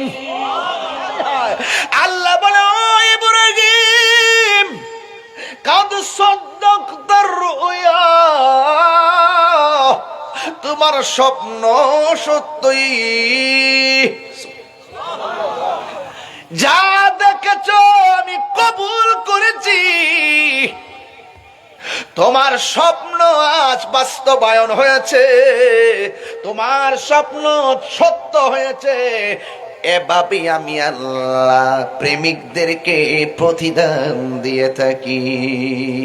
মদিনার পাগল আমি, নবীজির পাগল আমি, মদিনার পাগল আমি, নবীজির পাগল। মদিনারি দুলবালি মোর, মদিনা দুলবালি মোর নয়নের কাজল আমি, মদিনার পাগল আমি, নবীজির পাগল আমি, মদিনার পাগল আমি, নবীজির পাগল। আমার জিকিরি নবী নবী, দুই চোখে মদিনার ছবি।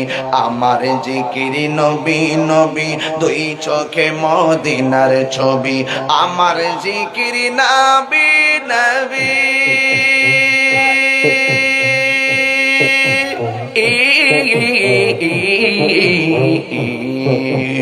আমার জিকিরি নবী নবী, দুই চোখে মদিনার ছবি। আমার জিকিরি নবী নবী, দুই চোখে মদিনার ছবি। নবীর প্রেমে দিতে রাজি, নবীর প্রেমে দিতে রাজি, নবীর প্রেমে দিতে রাজি।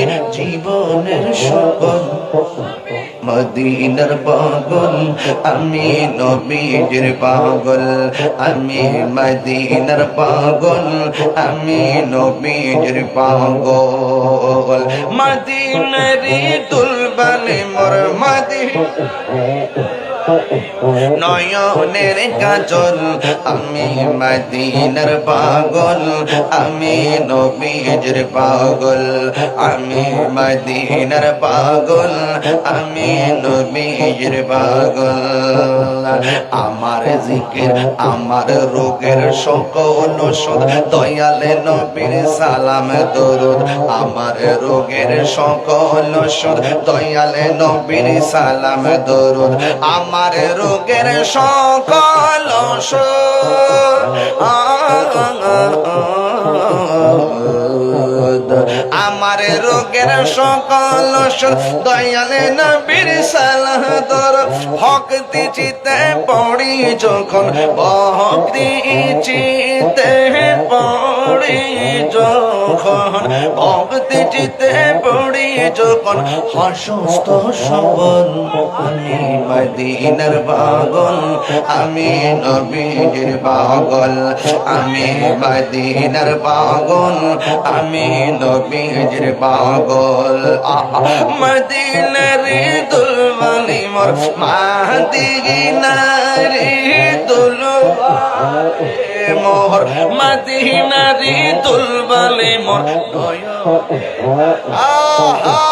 মদিনার পাগল আমি নবীর পাগল, আমি মদিনার পাগল, নবীর পাগল।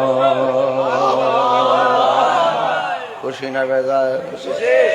গজল ফারিনি রে বাজান, গাই না, কম গাই, এখন একটু কমায় দিছি, কিন্তু শান্তি লাগেনি, যেরকম লাগেনি। নাতে রাসূল বলা হলো নবীর সাহাবীদের সুন্নত রে বাবা, আর নাতে রাসূল শোনা হলো আমার দয়াল নবী মায়ার নবীর সুন্নত। যারা সমালোচনা করে হেরা আসলে পারে না, আমার মতো পারলে তারাও গাইতো।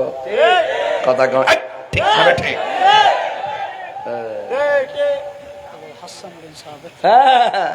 মারহাবা জোরে কর না কেন? আপনাদের কি কষ্ট হয়েছে? কষ্ট হচ্ছে? এক ঠেলা 1.5 ঘন্টা কথা কইলাম, মোটামুটি কষ্ট হয়েছে আপনাদের। আর একটু সামনে যাই, কষ্ট হবে আপনাদের। তাইলে মাঝে মাঝে একটু শান গাইতাম মেরে বাজি, মজা লাগেনি? আরো জোরে কোন লাগেনি?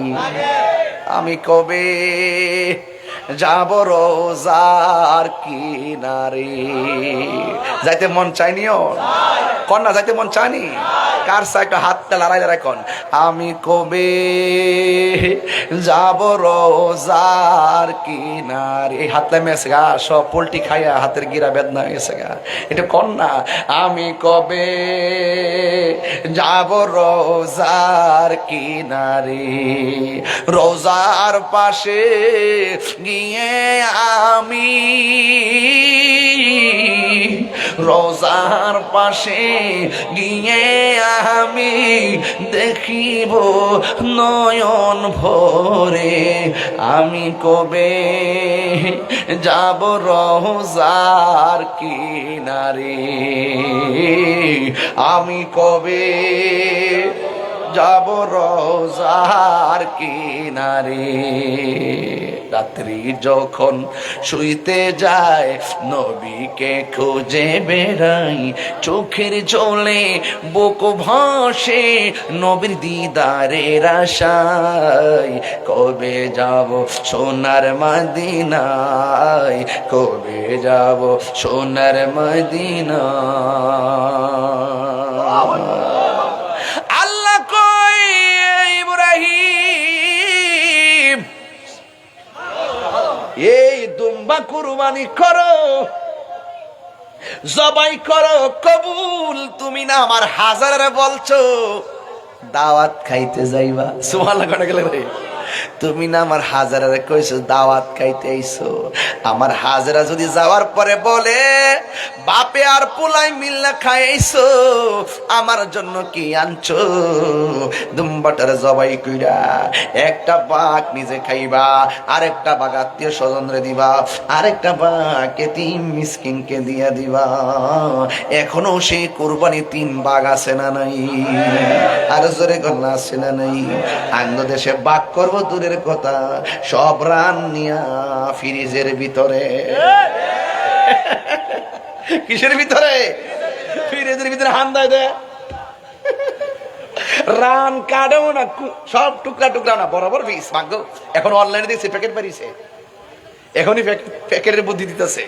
প্যাকেট করে সুন্দর করে রেখে দিবেন, যেটা 3-4 মাস না, মানে 1 বছর যেন খেতে পারেন। এই রোজার এই কুরবানি ঈদের গোশত যেন আগামী কুরবানি পর্যন্ত যায়। যা আছে হুজুরি বাসুরি যা আছে সব নিয়ে ঢুকাই দেন। কষ্ট লাগে ভাই, বাড়ির পাশে কুরবানি করে নাই, আর সেই লোকটা কুরবানি রানটা বাইরে করে রান্না করে। আরে বোকা ছেলে, তুমি তো তোমার বাড়ির রান্নার গোশতের গান ওই পাশের বাড়ির যিনি কুরবানি দেন নাই এতিম মিসকিনের নাকে লাগার আগে তোমার দরকার ছিল তার বাড়িতে আগে গোশত পাঠিয়ে দেওয়া। হাত তুলে বলেন ঠিক না বেঠে? আমাদের সমাজ থেকে মানবতা উঠে গেছে, ইনসাফ উঠে গেছে, বিবেচনা উঠে গেছে। বরং একটা হাড্ডি, একটা টুকরা নিতে আসলে একটা হাড্ডি দিয়া ধমক মারে, শেষ হয়ে গেছে। আসলে সব কিন্তু ফ্রিজের ভিতরে ঢুকাই দিছে। কথা কন ঠিক না বেঠে? সব নিয়ে ফ্রিজের ভিতরে ঢুকাইয়া দিল। আপনার আওয়াজ করে বলুন, আমরা সুষম বন্টন নীতির আলোকে আমরা কুরবানির গোশত বন্টন চাই কি চাই না? আর ইচ্ছে করলে সব খাইতে পারবেন মিয়া, আপনাকে তো কিছু বিধান ফলো করতে হবে, ঠিক না বেটি? আপনি না দিয়া একটা হিলে রাস্তা দাঁড়ে, তোরা খাইছ না, আমি খাই লাইছি, কারে কো জানেন যে কুরবানি দিচ্ছে না, হেরে কো এটা আল্লাহর গজব পড়ব। নতুন কাপড় পরে যদি যায়, একটা যে ব্যক্তি কাপড় কিনতে পারে না তার সামনে যদি যায়, এখন তারা কাপড় কিনছত না, আমি কাপড় কিনা লাইছি, মস্তানি করে।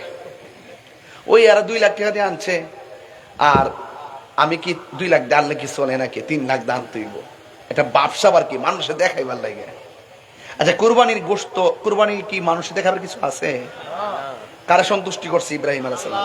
কথা কন্যা গেলে আল্লাহরে সন্তুষ্ট করতে যাই আর সন্তানের গলায় ছুরি চালাই দিছে। আমি কি মনে করেন ব্যাপারটা? এই ইতিহাসটা কি শুধুমাত্র গরু খাওয়ার ইতিহাস? আরে বেটা, বাজার থেকে হাট থেকে গরু কিনা আইনা ওই পশুর গলার মধ্যে ছুরি চালাইয়া কুরবানি দেওয়ার আগে তোর মনের ভিতরে রিয়া নামক পশু আছে, হিংসা নামক পশু আছে, তাকাব্বুরি নামক পশু আছে। এই পশুটাকে আগে জবাই কর, তারপরে পশুর গলার মধ্যে ছুরি চালা।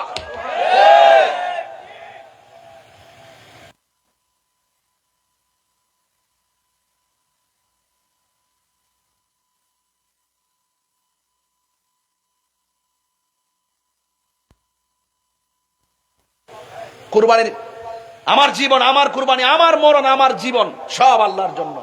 আল্লাহর কাছে কুরবানির গোশত পৌঁছে না, পৌঁছে শুধুমাত্র বান্দার তাকওয়া।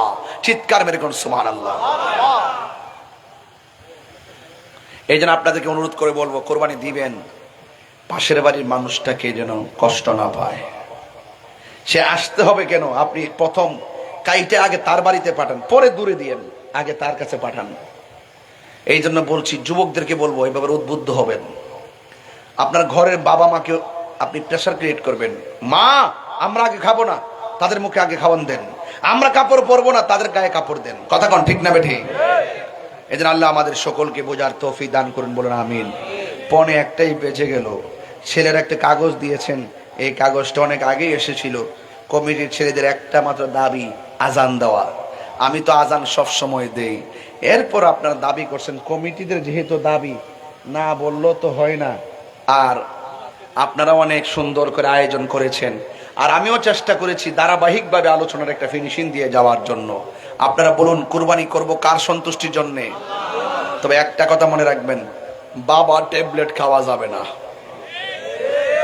কথা কোনা কিনলে গেলে ইয়াবা খাওয়া যাবে না, ফেন্সি খাওয়া যাবে না, গাঞ্জা খাওয়া যাবে না, আর সুদ তো খাওয়া যাবেই না। আমাদের দেশে সুদখোরের মুরিদ আছে কতগুলা। এই সুদখোরকে আমরা খুব নজরে রাখছি, উনি যেন বাহিরে যেতে না পারে। উনি অনেক হিসাব আমার কাছে দিয়া যেতে হবে। অলরেডি হাইকোর্টে রিট করা হয়েছে, সামনে আরো কিছু তিলিসমতি আসবে। যদিও এখনই তিনি এতেকাফে বসে আছেন, আউলা লাগাইয়া এমন ভাবে কথা কর, চোখটা কিন্তু পানি আয় না। বাটপাড়িতে সেরা। তিনি দেশের কেউ না, তিনি এই দেশের কেউ না, তিনি দেশের জন্য কিছুই করে নাই। কথা বলেন ঠিক কিনা? দেশের মানুষকে সুদের চারা লাগাইয়া সুদ খাওয়া শিখাইছে। কথা কোন ঠিক না বেঠিক?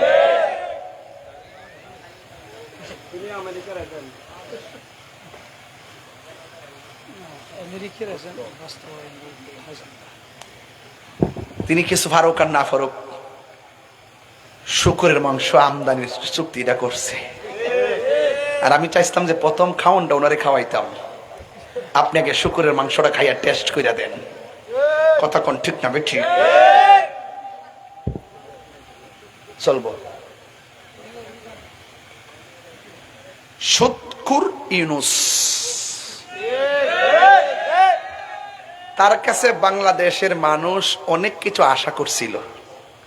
মনে মনে ভাবছিল আন্তর্জাতিক ফিলার যেহেতু এবার দেশ আন্তর্জাতিক ভাবে এমন সাজাইব, ও মা গোমা, আমার দেশে সব আরো ভাঙ্গা দিছে। কথা কোন ঠিক না বেটি? সবার যে আশা ছিল যে তিনি সবারই লইয়া দল বিদল যারা যেটা করছে সব দিনে লইয়া একসাথে প্ল্যাটফর্ম কইরা একটা শান্তির বাংলাদেশ গঠন করব আলোচনা সাপেক্ষে, মাগগোমা দেখলাম যে না, উনি তো এর কাজ করে নাই। উনি বরং যে উদ্দেশ্য যেভাবে সিস্টেম করে দেশটা মিলে একটা গন্ডগোল লাগাইছে, দেখলাম যে ওই লোকগুলোর সে প্রায়োরিটি দিয়া এক একজনকে কোটিপতি বানাইছে। যে সাফার মধ্যে গুস্ত আসিন না, এটিতে 2 বছরের ভিতরে টুম্বা টুম্বা গাল বানাইছে। যেইগুলা সাইকেল না মোটর সাইকেলে তেল ঢুকাইবার টেহা আসিন না, এটি এখন বাজার লইয়া ঘুরে আর বিদেশ সফর মারে। সব হিসাব আমরা কাছে দিতেইব। এই ইউনূস সাহেব যে কাজ করছে মানুষ এখন বুঝছে, বুঝার কারণে আর যেন তিনি এমন ঘটনা ঘটাইতে না পারে এজন্য সবাই দোয়া ইউনূস পড়তেছে।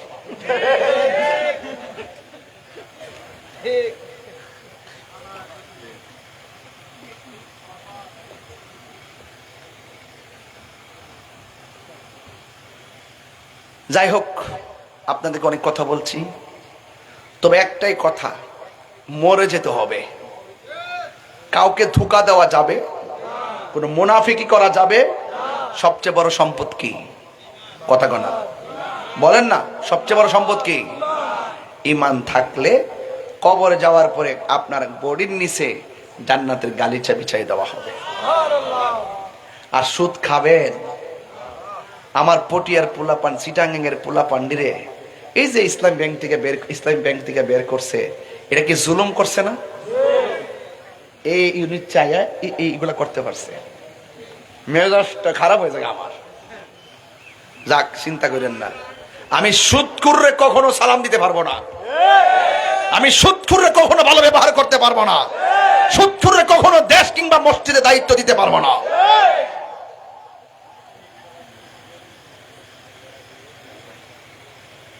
সাবধান, সুদ খায়েন না, প্রয়োজনে সুটকির বর্তা দিয়ে ভাত খাইবেন। আল্লাহ আমাদের সকলকে বোঝার তৌফিক দান করুন। আরো জোরে কোন আমিন। যাই হোক, এখানে অনেকের দোয়া চাইছে। মোহাম্মদ বেলাল, এসকান্দর সংগঠনের সদস্য না, মোহাম্মদ আব্দুল হান্নান, আদিব, আলম, রিপন, সুমন, আরিফ, এরা অনেক টাকা পয়সা দিয়ে, শ্রম দিয়ে অনেক সহযোগিতা করছেন। আপনারা সকলকে ধন্যবাদ জানাই। মিলেমিশে থাকবেন, যে কোনো সংগ্রামে, সংকটে, দুর্যোগে মানুষের পাশে থাকবেন। আল্লাহ যেন কবুল করে, আমিন কর। আমি একটু আজান দেওয়ার জন্য বলছেন, আসলে আমি হ্যাঁ, আর এবার তো আমাদের যুব সেনা, ছাত্র সেনা, আমাদের ইসলামী ফ্রন্টের মানুষ দেখাইয়া দিছে খেলা। কথা কোন ঠিক না বেঠিক? সারা বাংলাদেশে আওয়াজ হয়েছে নি? আপনারা কি মনে করেন আমি ফেল করছিলাম? আরে ইঞ্জিনিয়ারিং করছে, ইঞ্জিনিয়ারিং সিলেকশন। কিন্তু এক মাঘে শীত যায় না। সুন্নিরা এখন ঐক্যবদ্ধ হয়ে শুধুমাত্র খানকার পরিচালনা করে না, এখন ঐক্যবদ্ধ হয়ে রাষ্ট্র পরিচালনার স্বপ্ন দেখে। কথা বলে ঠিক না? রাজি আসেনি সবাই ইনশাল্লাহ? জয় মোমবাতি।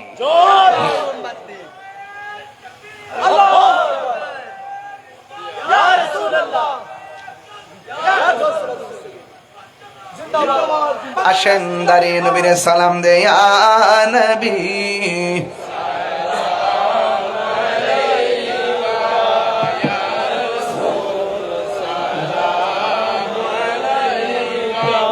हबीब सलाम अलैका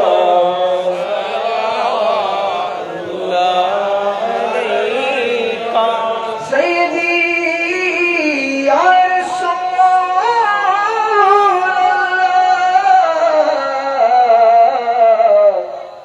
आका व हबीब अल्लाह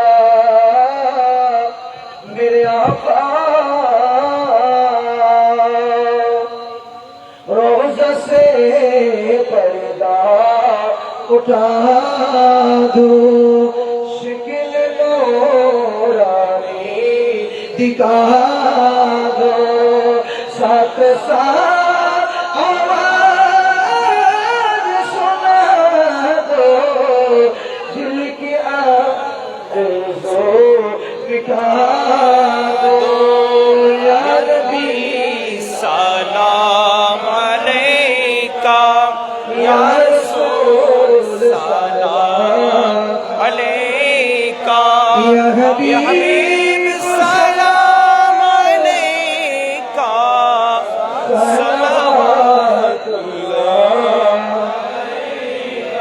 मेरा दिल तड़प रहा है मेरा जले रहा है सीना ये दवा वही मिलेगी मुझे ले चलो मदीना या नबी सलाम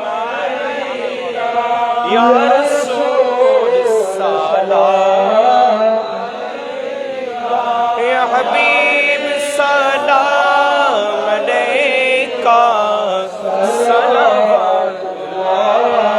अलैका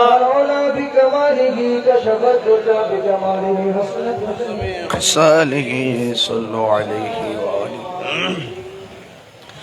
अल्लाहुम्मा सल्ली व सल्लिम व बारिक अलैहि মোহাম্মদ সাইদুল ইসলাম ক্যান্সার রোগে অনেক কষ্ট পাচ্ছে যদি মনে করেন এই এলাকার ছেলেটা আমার ভাই ভাতিজা আপনজন আমার প্রতিবেশী তাহলে আপনারা ওনাকে একটু সহযোগিতা করেন আপনাদের কাছে গেলে যে যা পারেন তার সহযোগিতা করবেন ইনশাআল্লাহ আল্লাহ পাক যেন কবুল করেন বলেন আমিন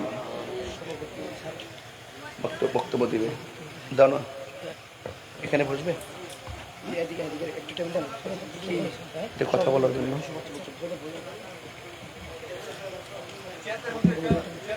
আপনি এখানে এসে বলেন আলহামদুলিল্লাহ আমাদের প্রোগ্রাম শেষের পথে এই পর্যায়ে আজকের প্রোগ্রামে সম্মানিত সভাপতি সাহেব অত্র মসজিদের সম্মানিত খতিব এবং পশ্চিম এলাহাবাদ আহমদিয়া সুন্নিয়া ফাজিলিগির মাদ্রাসার সম্মানিত সিনিয়র প্রভাষক হযরত হাজ আল্লামা মাওলানা ফেরদাউসুল আলম খান আল কাদেরী মাদ্রাজি হুলানি আমি হুজুরকে আজকের প্রোগ্রামে সভাপতির বক্তব্য পেশ করার জন্য অনুরোধ করছি নাহমাদুহু নুসাল্লি ওয়া নুসাল্লিমু আলা হাবিবিহিল কারীম আম্মা বা'দ আউযু বিল্লাহি মিনাশ শাইতানির রাজীম বিসমিল্লাহির রহমানির রহিম লাকাদ কানা লাকুম ফি রাসূলিল্লাহি উসওয়াতুন হাসানাহ সাদাকাল্লাহুল মাওলানাল আযীম ওয়া সাদাকা রাসূলুহুন নবিয়্যুল কারীম উদ্যোগের আয়োজিত আজকের এই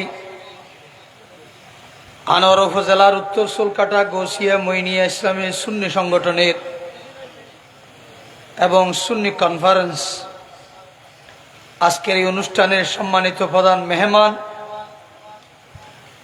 আহলে সুন্নাত ওয়াল জামাত বাংলাদেশের কেন্দ্রীয় পরিষদের সাংগঠনিক সচিব আন্তর্জাতিক খ্যাতিসম্পন্ন মুফাসসিরে কোরআন এবং মিডিয়া ব্যক্তিত্ব মুজাহিদ মিল্লাত হযরতুল হাস আল্লামা পীর মুফতি গিয়াসউদ্দিন আত-তাহিরি মাদ্দাজিল্লাহুল আলী এবং উনার পূর্বে আল্লামা শেখ সৈয়দ হাসান আল আজহারি মাদ্দাজিল্লাহুল আলুনিয়া তকির করেছেন। আমি আপনারা যারা আজকের এই অনুষ্ঠানে উপস্থিত হয়েছেন আপনাদের শুকরিয়া জ্ঞাপন করতেছি। আপনারা এসে আমাদের এই অনুষ্ঠানকে রৌনক করেছেন, উচ্চস্বরে বলেন আলহামদুলিল্লাহ। এবং আজকের এই উত্তর সোলকাটা গৌসিয়া মুইনিয়া ইসলামী সুন্নি সংগঠনের এই যুবক সমাজ প্রতি বছরের ন্যায় 19তম মাহফিল, কয় বছর হয়েছে? 19 বছর এই মাহফিল। আসলে আমি এখানে আসছি 13 বছর এই মসজিদে, কিন্তু 19 বছর পর্যন্ত এই যুবক সমাজ আপনাদেরকে এই মাহফিল উপহার দিয়ে আসতেছেন। আল্লাহ পাক এই মাহফিল কিয়ামত পর্যন্ত জারি রাখুক, সবে বলেন আমিন। আসলে আজকে উনি খুব সুন্দর তকরির করেছেন কোরআন হাদিসের আলোকে। অনেকে হয়তো বলতে পারেন হযরত ইব্রাহিম আলাইহিস সালামের ঘটনাটা অনেক পুরাতন না, উনি অনেক সুন্দর মাধুর্যমণ্ডিত রূপ দিয়ে আসলে ঘটনাটা আপনাদের সামনে উপস্থাপন করেছেন। কারণ এই চন্দ্র মাসটা হলো জিলহজ, কোরবানির মাস। সেই কারণে আমাদের রসুলের পাক সাল্লাল্লাহু আলাইহি ওয়াসাল্লামের প্রতি কি আদর্শ এবং মোহাব্বত থাকতে হবে, এবং মা বাবার কি হক আদায় করতে হবে, মা বাবার প্রতি কত ফরমাবরদার হতে হবে, এটা ওনার বক্তব্য থেকে আপনারা শুনেছেন। আমি আশা করব মা বাবার খেদমত এবং তার পাশাপাশি হক হালাল সুদ ঘুষ থেকে বিরত থাকা, যুবক সমাজকে বিশেষ করে মদ গাঁজা ইয়াবা ট্যাবলেট থেকে বিরত থাকার জন্য উনি সুন্দর আলোচনা করার জন্য আমি ওনাকে ধন্যবাদ এবং মোবারকবাদ জানাচ্ছি। আল্লাহ পাক রব্বুল আলামিন ওনার হায়াত এলম আমলকে বরকত দান করুক, সবে বলেন আমিন। ভবিষ্যতে আপনারা এই সোলকাটা গৌসিয়া মুইনিয়া ইসলামী সুন্নি সংগঠনকে আপনারা আরও সহযোগিতা করবেন, আরও সৌন্দর্যমণ্ডিত করবেন। বিশেষ করে উনি আহলে সুন্নাত ওয়াল জামাত কেন্দ্রীয় পরিষদের একজন সচিব হিসেবে আমাদের অনেক কষ্ট করতেছে। আমরা অনেক বক্তা দেখেছি, কিন্তু সাংগঠনিক কোনো আন্তরিকতা নাই। এমনকি ঢাকা অন্যান্য বিভাগ থেকে, অন্যান্য জেলা থেকে আমাদের এখানে অনেক ভাইরাল বক্তা আসে, কিন্তু কোনো সংগঠনের কথা বলে না। উনি কিছুদিন আগে আমাদের সাথে এখানে চট্টগ্রাম আহলে সুন্নাত ওয়াল জামাত দক্ষিণ জেলা, উত্তর জেলা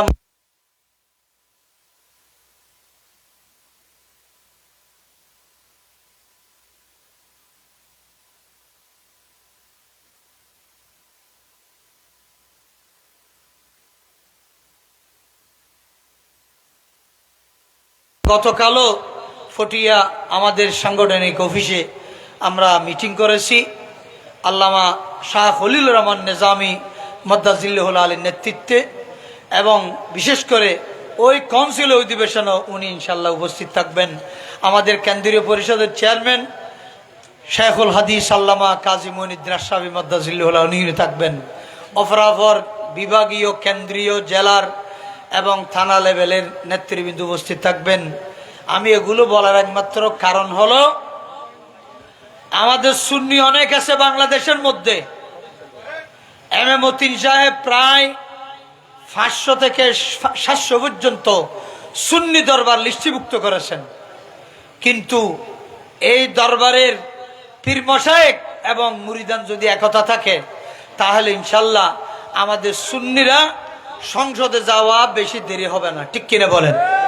আজকে মাজার নিয়ে যে অত্যাচার চলতেছে ওগুলো থাকবে না। সেজন্য আমি আপনাদেরকে করজোর অনুরোধ করব, আপনারা যে তরিকে পালন করেন না কেন, মেহরবানি করে সুন্নিয়তের স্বার্থে এবং আল্লাহ এবং রসুলের স্বার্থে আপনারা ঐক্য হবেন এবং সুন্নিয়তের প্ল্যাটফর্ম মজবুত করার জন্য উনি প্রায় ৮৬,০০০ ভোট পেয়েছেন, ঠিক কিনা বলেন?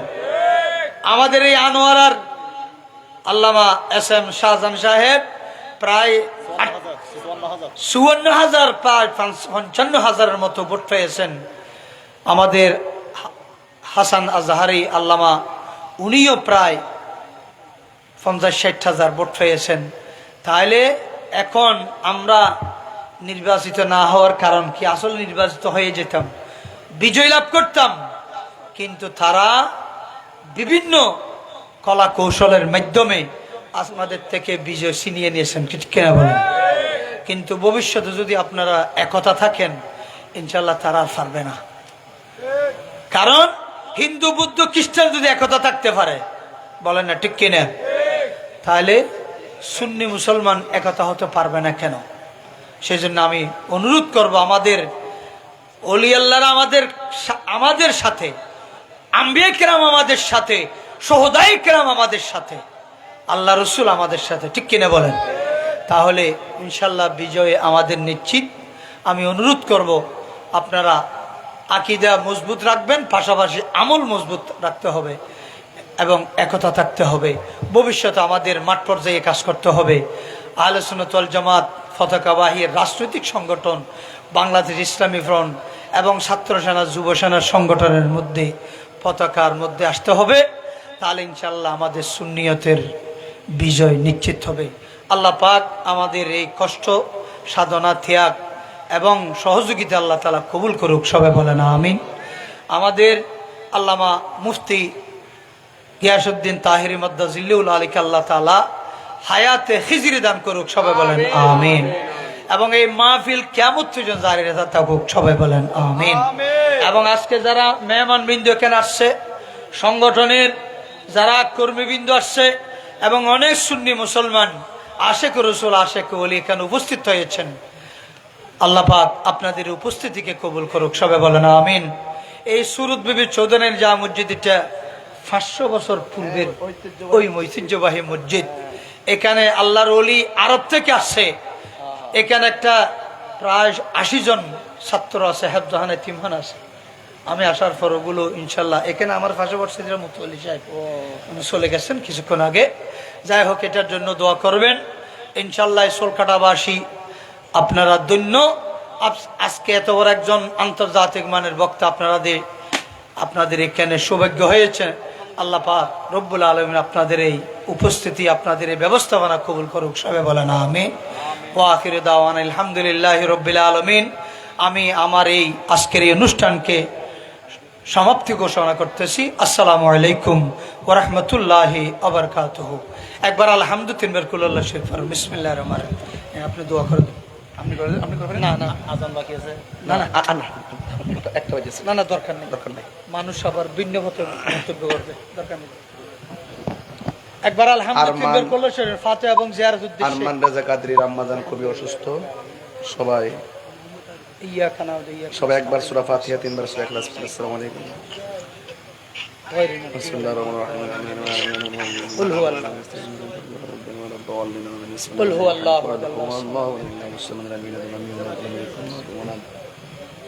الله أحد الله الصمد لم يلد ولم يولد ولم يكن له كفوا أحد.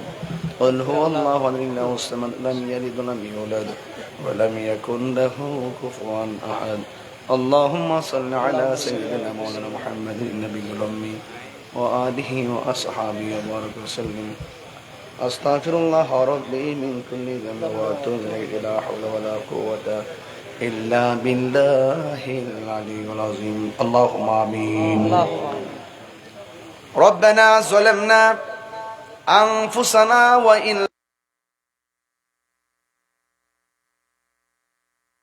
نكونن من الخاسرين.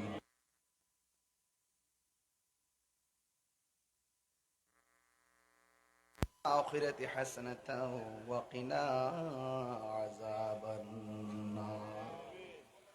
رب ارحمهما كما ربياني صغيرا.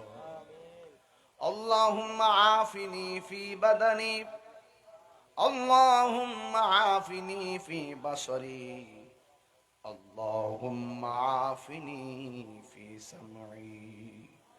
اللهم إني أعوذ بك من البرص والجنون والجذام ومن سيء الأسقام.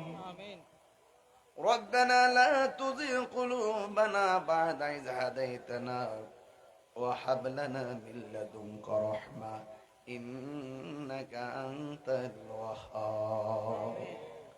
আয় রব্বুল আলামিন, 16 কাটার জমিনে, আনোয়ারের জমিনে কত কত মানুষ আল্লাহ হাজির হয়ে গেল।